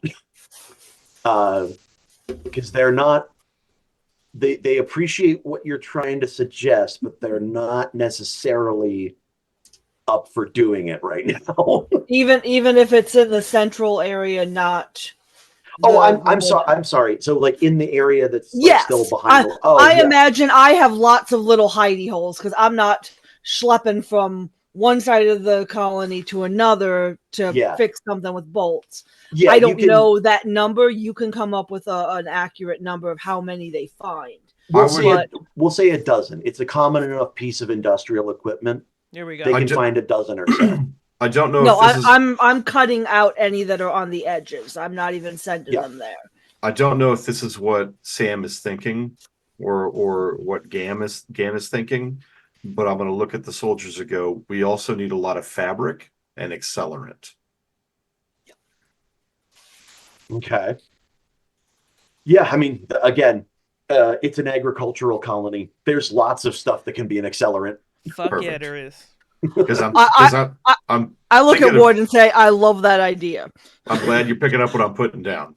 But also, if armor-piercing bullets hurt them, bolts will do the same basic damage. And if those bolts are also on fire, I like the extra there. Good job. I knew. Good job, buddy. I've seen me some medieval movies before. Perhaps we could cover them in some of the local funguses that could burn for much longer than the typical accelerant. You can certainly make flaming bolt guns. I'm not going to make you roll for that. But what about flaming fungus? That's what I want to know. Honestly, like, I recognize the fungus. The flaming fungus sounds awesome. It sounds like rad as fuck. I want flaming fungus. You know what, Jennings? Go ahead and give me a. This is a wits roll of some kind. I throw a dice in for it. Oh, please do let me roll I will give him mechanical knowledge and give him a bonus. Okay. Yeah, give me a this is a weird roll, but give me a wits heavy machinery roll. Okay, wits heavy, so that's 5 for wits, 0 for heavy machinery, 2 bonus dice. Yep. And a stress. Yep. And I have 2 successes. There we go. Okay. You can make 2 rough, like homemade rough equivalents of incendiary grenades out of the local flammable fungus. Yeah. Okay. Yes. Granted, it's like propane in a glass jar with a bunch of fungus and mold in it, but it will work theoretically. I say, as he's trying to make these incendiary bombs, you just see Jennings like look at one. He goes, "You served me well." Just kiss the sample goodbye.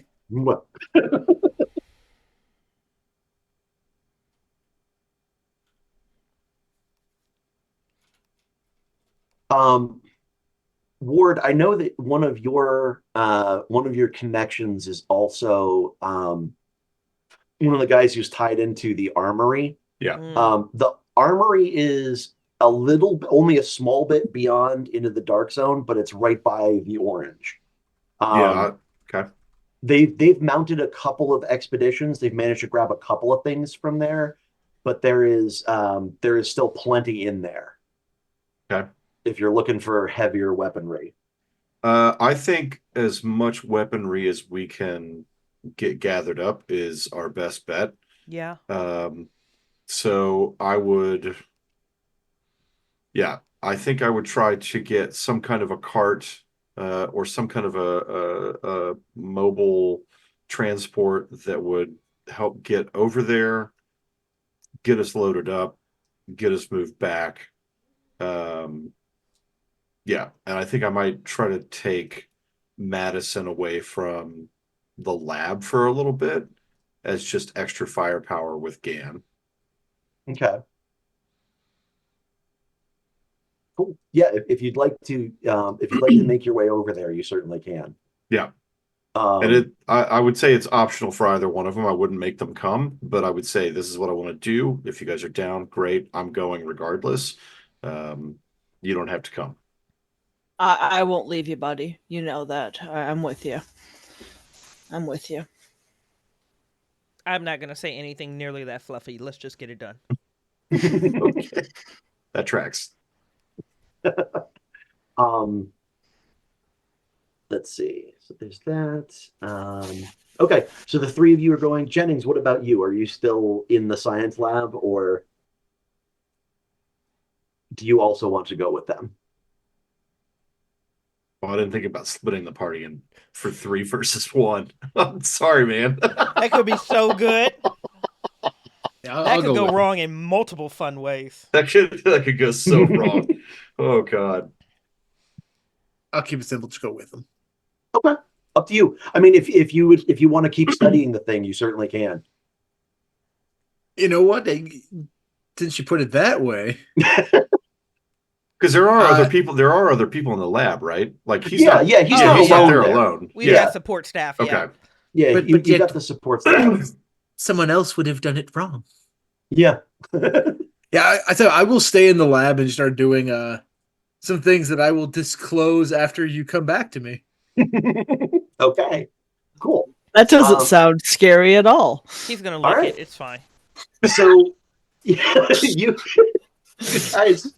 you guys can make it to the edge of sort of the bordered area, and you can see beyond, again, in the darkness, maybe about 50, 60 feet away, the edge of the small warehouse that you know is locked up tight and guarded normally. You can definitely see the effects of gunfire and some acid sprays in and around the door, or like on and around the door, but it's pretty much a straight shot to inside of there. Okay.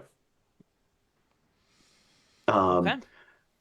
If you'd like to approach, I would like a stealth roll from you. Uh-oh. Which means I would like the worst person with mobility to make the roll. I got a 1. The worst total die pool. No, so mine would be a 5. So agility and mobility, that's a 5 for me. 5 for Mine's you. a 4. All Yours is right. a 4. Okay. Let's go. So you'll be making it. However, the two of you can assist her. So I will 100% throw in to assist. Okay. And do I still get to throw in my stress die? Oh, yes. Okay.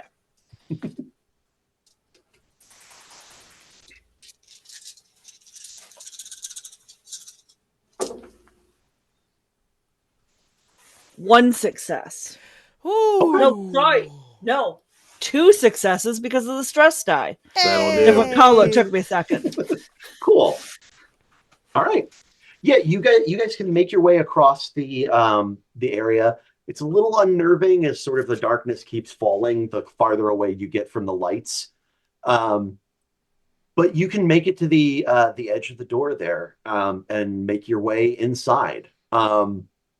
The power is off, but I know at least 2 of you have flashlights. And you know what, Yep. Madison, I'm gonna assume that you grabbed a Oh, flashlight. yeah.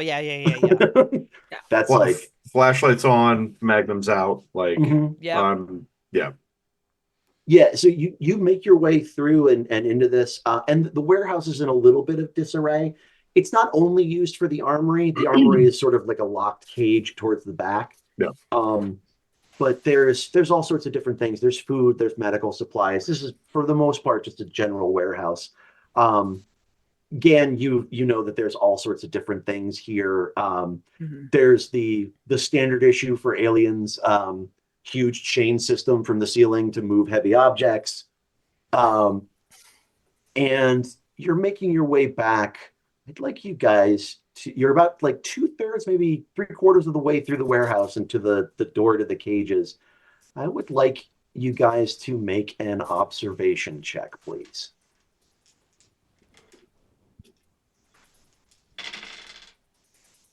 Ooh, that girl is rolling. All of today. us, or Yeah, all of you. And Can I use my Oh, sorry. watchful talent? yes, you The may. hairs on the yes. back of my neck stand up when enemies lurk nearby. Yes, you may. 1 6. Trying to spot that motherfucking sneak attack.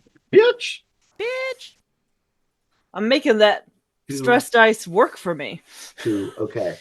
So I was looking for the highest. Bridgett, if you're cool, I'm going to give it to Bucho because he has Give it to the Bucho. talent for it. Okay. So you Give it guys to me. make Give it it to to the edge of the door there. And I'm going to say Gan has the key. She'll start unlocking the several locks. Yeah. Normally you'd have to also put in a key code, but the power's off. And you guys are looking around. You're just covering her. You sort of look out into the warehouse. You sweep the light around once, twice, and you turn back around, and you can see Bucho. You're looking around, and Ward, there's like a drop of something wet on your neck Nope. and your shoulder. Nope. And you look up along into the rafters, and you can see just silhouetted at the edge of your light, one of these things unfurl and like very, very slowly start to stretch down towards you. Not you specifically. Yep. It's actually going for it looks to be going for Palmer. I'm gonna scream Madison, literal 12 o'clock, and I'm gonna shoot. All right. Let me give you this real quick.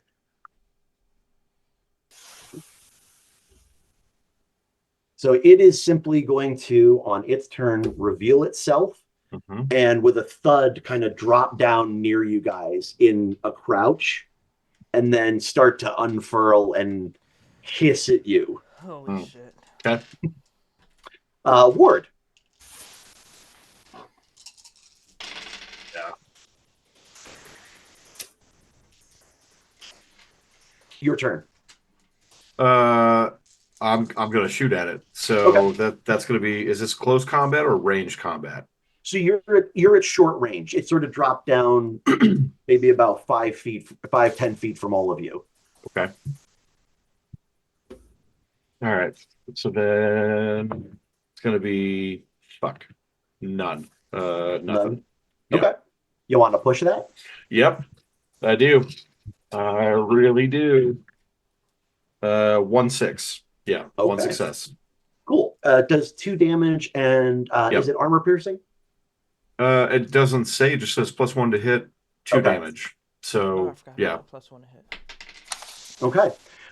It will. So you will shoot this thing, and it will, as it's unfurling, it will bounce off of one of the tubes and crests sort of sticking out of its back. It will actually break that one a little bit, so it'll sort of explode in a little welter. Um, but it will. It doesn't even stop it from what it's doing. Yeah. Okay. So I've got so that's was that full auto fire? Is that what I would consider that? Or No, that was just a normal shot. So you still have a quick action you can take. okay. Then I would oh man. I think if it's coming down and trying to go for Palmer, I'm gonna try to grapple attack it. Oh wow. Okay. Yeah. That is a so oh no, it is a grapple attack. All right, so go ahead and give me a close combat roll. Holy shit, Marshall. And a hero comes along And dies. and fucking I dies. feel so loved. No successes. I could push it. No. Okay. So you charge this thing. Its center of balance is not where you expected it to be. So you hit it like a brick wall. Yeah. Oh. You think you could overpower it, but like you're not at the right angle for it. Yeah. And you can it doesn't have eyes, but you can sort of feel its attention like nicketate down towards you. That's better than its attention being on Palmer, as far as I'm concerned. Yeah. Aw. Madison. I caught myself being slick and pre-rolling so I could get this over with quickly, and then fucking Bucho decided to hug a xenomorph. So I'm going to continue to where I was. He told me literal 12 o'clock. All of her conditioning kicks in. The service pistol, slips into her hand. She turns. At this point, it's like it's come down from the ground. And what is Marshall doing? What is he doing? And she's gonna have to. I'll use my swift action to find the best position she can, and she's going to fire at this thing with full knowledge that he's probably gonna get acid splash. But she's not about to go wrestle with no goddamn xenomorph today. We'll try to put it down as quickly as we can. And I got two successes. I'll just take the extra damage. Cool. So that'll be 2 damage. Yeah. Again, so you get a shot on center mass, but again, it seems to be slightly deflected by its exoskeleton. But you do see another like welter of acid, and Bucho is in fact close enough. So Bucho's face. All right, Bucho, I need you to make a mobility check. Can I argue a +1 because I intentionally used a shift action to try to shoot where he wouldn't get bled on? Yeah, sure. I hope it helped. I have 2 successes. All right. You just so you hear Madison call out a warning right before she shoots. It shoots. It sort of blasts a welter of acid towards you, but you pull your face back just in time. You sort of roll to the side because you weren't really locked in the grapple. Yeah. Okay. Its turn. Oh God. Okay, this is perfect. No, it's not. So Bucho, it stands up to its full height, which is now about like 6 feet tall, and its arms almost lovingly grab your shoulders as its jaw opens, and another set of jaws comes out as it hisses at you. And they're like probing towards your face.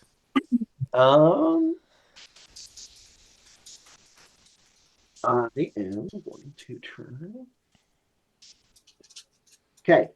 It has grabbed you. I need you to make a panic roll. Yep. Okay. And so that's going to be just a D6 and a panic. Mm-hmm. Yep, D6 plus your stress level. That's a 2. Good. Okay. You're fine. You're keeping it together. Again, oddly calm. Yep. Like just dumping out on everything. Wartime is ward time. Wartime is wartime. So it is basically it's spending this turn to line up a shot. It will try and use a head bite on you the next time it gets in action, unless somebody can break its concentration or pull it in another direction. Okay. Palmer. Hopefully that will be me. I rolled ahead like Bridgett. Good idea. Okay. So I assume I'm either behind it or the side of it. We're not. Yeah, I'm you at can be an wherever you angle want. base where Ward was. Yeah. So I am going to have my cutting torch, which I had on me. Nice. And I am going to attack it with my cutting torch, close combat, and that is 2 6s. So a normal cutting torch does 3 damage, and I'll do the extra damage with that other 6. Oh wow. Okay. And it does fire damage. Fire damage. Hell yeah, it does. Thank God. Oh shit. Okay. And then do you want me to just mechanically, do you want me to roll my power supply for that? Do roll your power supply. So it's a power supply 5, so I roll 5d6s, right? Yep. And I don't get any 6s, so it should remain the same. Yes. Okay. So all right. One second. Do things in order. Yeah. So I flame its ass. Ward, you have an oddly calm moment as you're just sort of like, okay, so this is how I'm going to die. That's just the way my life ends.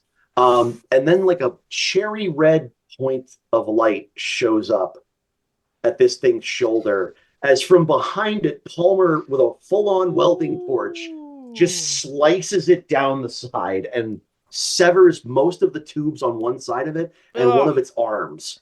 Hell yeah. Get away from him, you bitch. Yes. And it is so it has a unique dying table. It does. Yes, it does. It has rolled desperate action. Ooh. On a 1 to 3, it tries to escape. On a 4 to 6, it'll attack the closest opponent. It will be you, Palmer.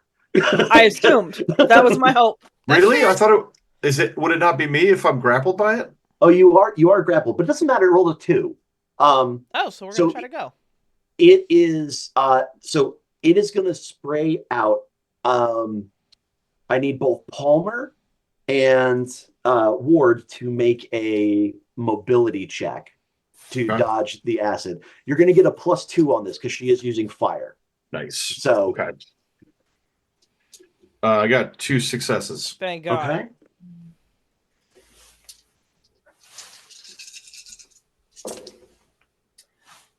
Can I push that? Am I allowed You can push to push it, that? Okay.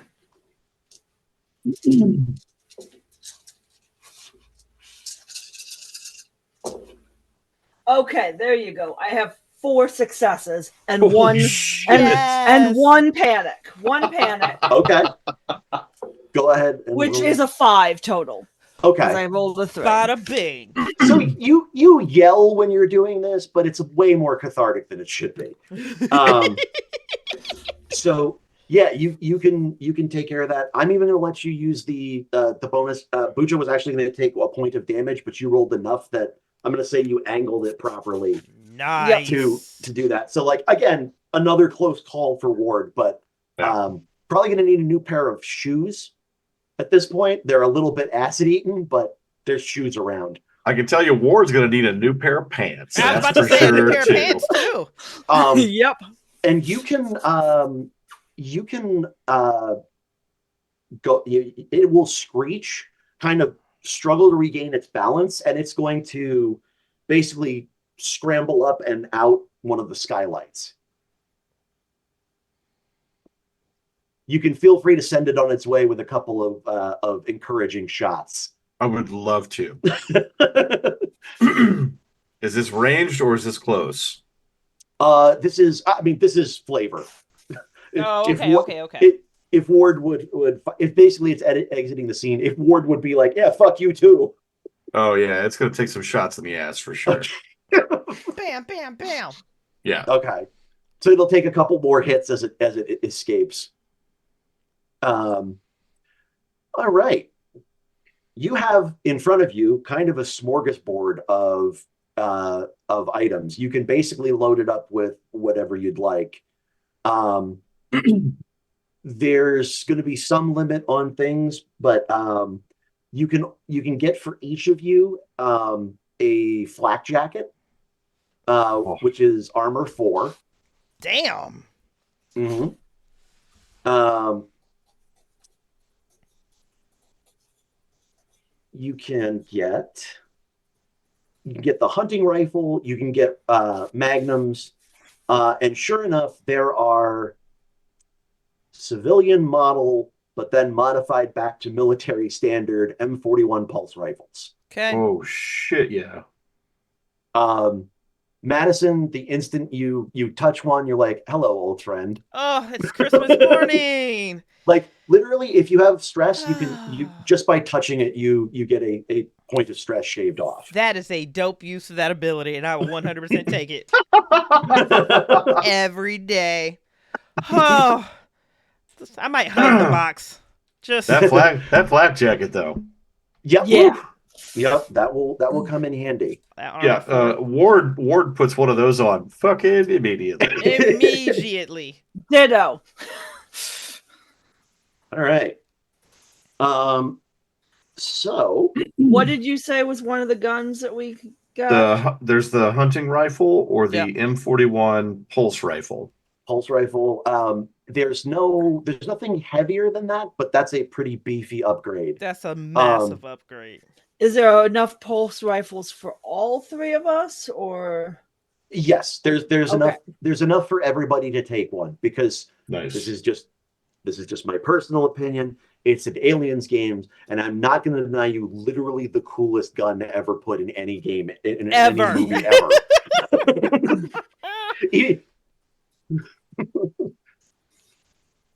Nice.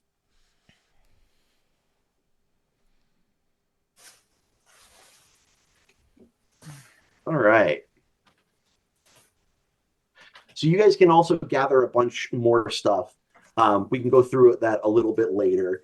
But you can bring back basically a massive supply for the Marines and things like that who haven't been able to make it back here yet. Good. We're gonna go and switch to Jennings as you guys sort of leave the thing with your hard-earned gains actually. Hard-earned gains. Those were well gotten. They were well got Those were well-gotten gains. Even I can't be mad about that. As Yeah. acid drips from the ceiling. Close the door behind us. So, okay, Jennings, what are you doing back at the lab while they go on this expedition? I'm going to be looking for, because I have, correct me if I'm wrong, in my possession I have the dead Pokechokey, Mm-hmm. the dead half human, half thing. Yep. I'm going to take the half human, half thing and just try to start dissecting it. Okay. Not just looking for like points of weakness, but given this thing has acidic blood, I'm looking for anything I can do to harvest that in a way that we can possibly weaponize it. Gotcha. I'm thinking like Ward's got big guns. Jennings has incendiary fungus right now. But also I want to be trying to like making the bad science decision of ripping open an alien creature. Let's do science because we can, not because it's wise. I mean, welcome to academia. Yeah. Go ahead and make me an analyze roll. That'll be very useful. Right. So that's going to be 8 plus 1 stress. Mm-hmm. 1 success. Okay. Good for you. Nice. So what you can determine, and I'll let you ask a follow-up question, but you were looking for something specific. So, yeah. What you can determine is their acid will affect them, but it doesn't seem to affect their exoskeleton. So you could hurt them with it if you weaponized it, but you'd have to get through their exoskeleton first. Gotcha. but you can find a way to extract a vial or two. You break a couple of vials of different properties, figuring out which glass can actually hold it. But you will eventually find one. Okay. Because I think, correct me if I'm wrong, but I'm pretty sure it's glass can hold almost anything. Yeah, pretty much, excepting a few things where you got to switch to plastics. But yeah. Yeah. Really? Yeah. Yeah. We'll talk about it in the talkback. We'll save it for the So talkback. interesting. Get Really? people to be a backer to hear a science lesson off screen. Girl, Right. that shit is fascinating. All that shit in a chemistry lab is glass. Yeah. I just never would have thought that acid Yeah. could be contained by glass. But here we go. Listen, we'll save it for the talkback. Yep. But I will also, like, I'm looking like to harvest some of the acid, realizing it's not going to affect the exoskeleton. I'm also going to be looking for any sort of, to sort of like use that like a follow-up question. Mm-hmm.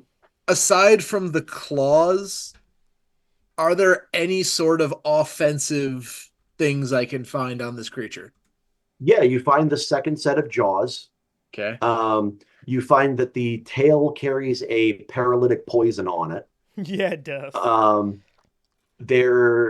mean, almost every part of this creature could be turned into a weapon. About the only thing you can't see an immediate weaponization use for is actually the like the tubes on its back. That seems to be some kind of respiratory function or heat regulation of some kind. Interesting. And out of curiosity, how long are they gone? I'm going to say that that's going to take at least an hour because they have to gather Okay. stuff up. They were getting advice. So it's about the same, like they'll be heading back in this direction about the same time we're done here. What do you have more you wanted to look into? Oh, is it the happy sad guy told me to make a bad decision? Oh, okay. And that bad decision is going to be from this creature. Can I try to isolate like a lung or something like that and put the egg that we harvested from the dead Pokechokey into it? Yeah. Yeah, if you want to. I would like to make an unethical science decision and do that. Cool. All right, you can do that. And you're just contemplating that choice as the lights in the main building cut out.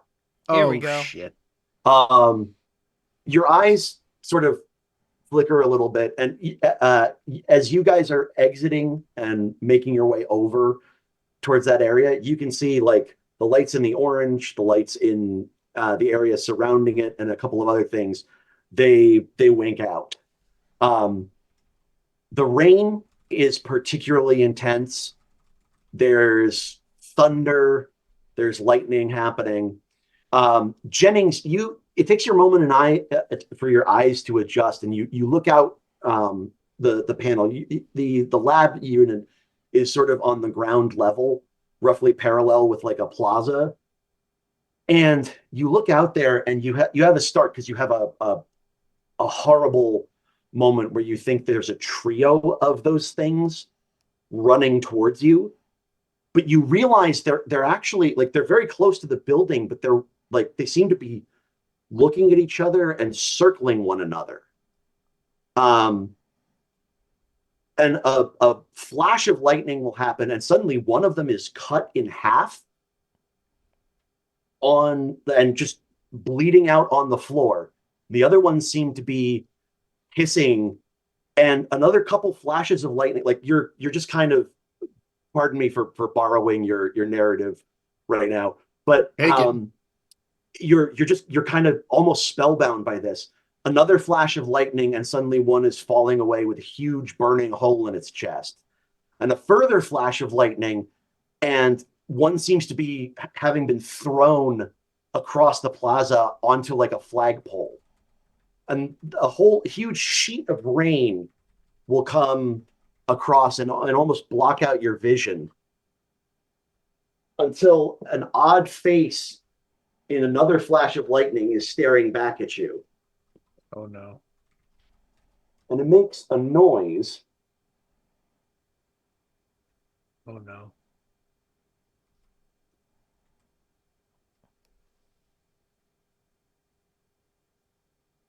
Oh, You've got to be kidding me. fuck. Oh. This is bullshit.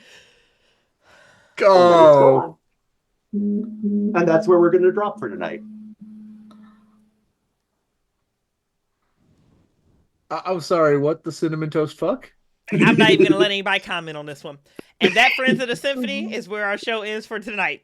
Thank you so much who joined in, or to everyone who joined in or is currently watching the replay. You are indeed the best part of waking up. I am so upset right now. Again, if you've enjoyed this content, please consider backing us on Patreon, which you can find at patreon.com/Symphony Entertainment. We are going to do closeout farewells very quickly, and then we are going to hop into our talk back where we cuss Carl out for that bullshit that he just pulled on us. Starting with Sam, baby, quickly tell us who you are, where people can find you. I am just so excited and mad all at the same time. I'm Same. Sam Pidde, Northwest Illinois. Fiery Angel is my handle on Discord. You guys have fun watching us all die next week. Doc. Next to you. I'm still buffering, but I'm Doc. I'm on the Discords. The handle's Dr. Bones 412. I write Call of Cthulhu scenarios, which have been populating in the bot. Please check them out. I've got another one coming out hopefully before Chaosium Con. I'm working on layout this week. I'm gonna need a minute to process everything that just happened. So yeah, just go to Bucho or something, because the brain ain't braining. I'm so upset right now. Bucho. Yep. I want you all to look at my fucking face. Yep. Fucking Carl. Fucking Carl. Fucking Carl. My name is Bucho. I am production daddy at Symphony. Carl is Yep.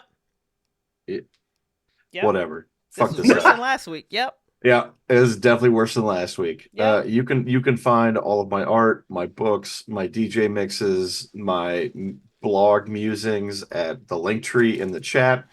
I have a book out. The latest one is called Under a Black Rainbow. If you like weird shit, you're gonna love this one. Fuck Carl. I'm out. Speaking of which, Carl. I'm Carl. They love me more than they think they do. Thank you for watching, and we'll see you next week. Bye, We do Symphony. love you, Carl. So upset.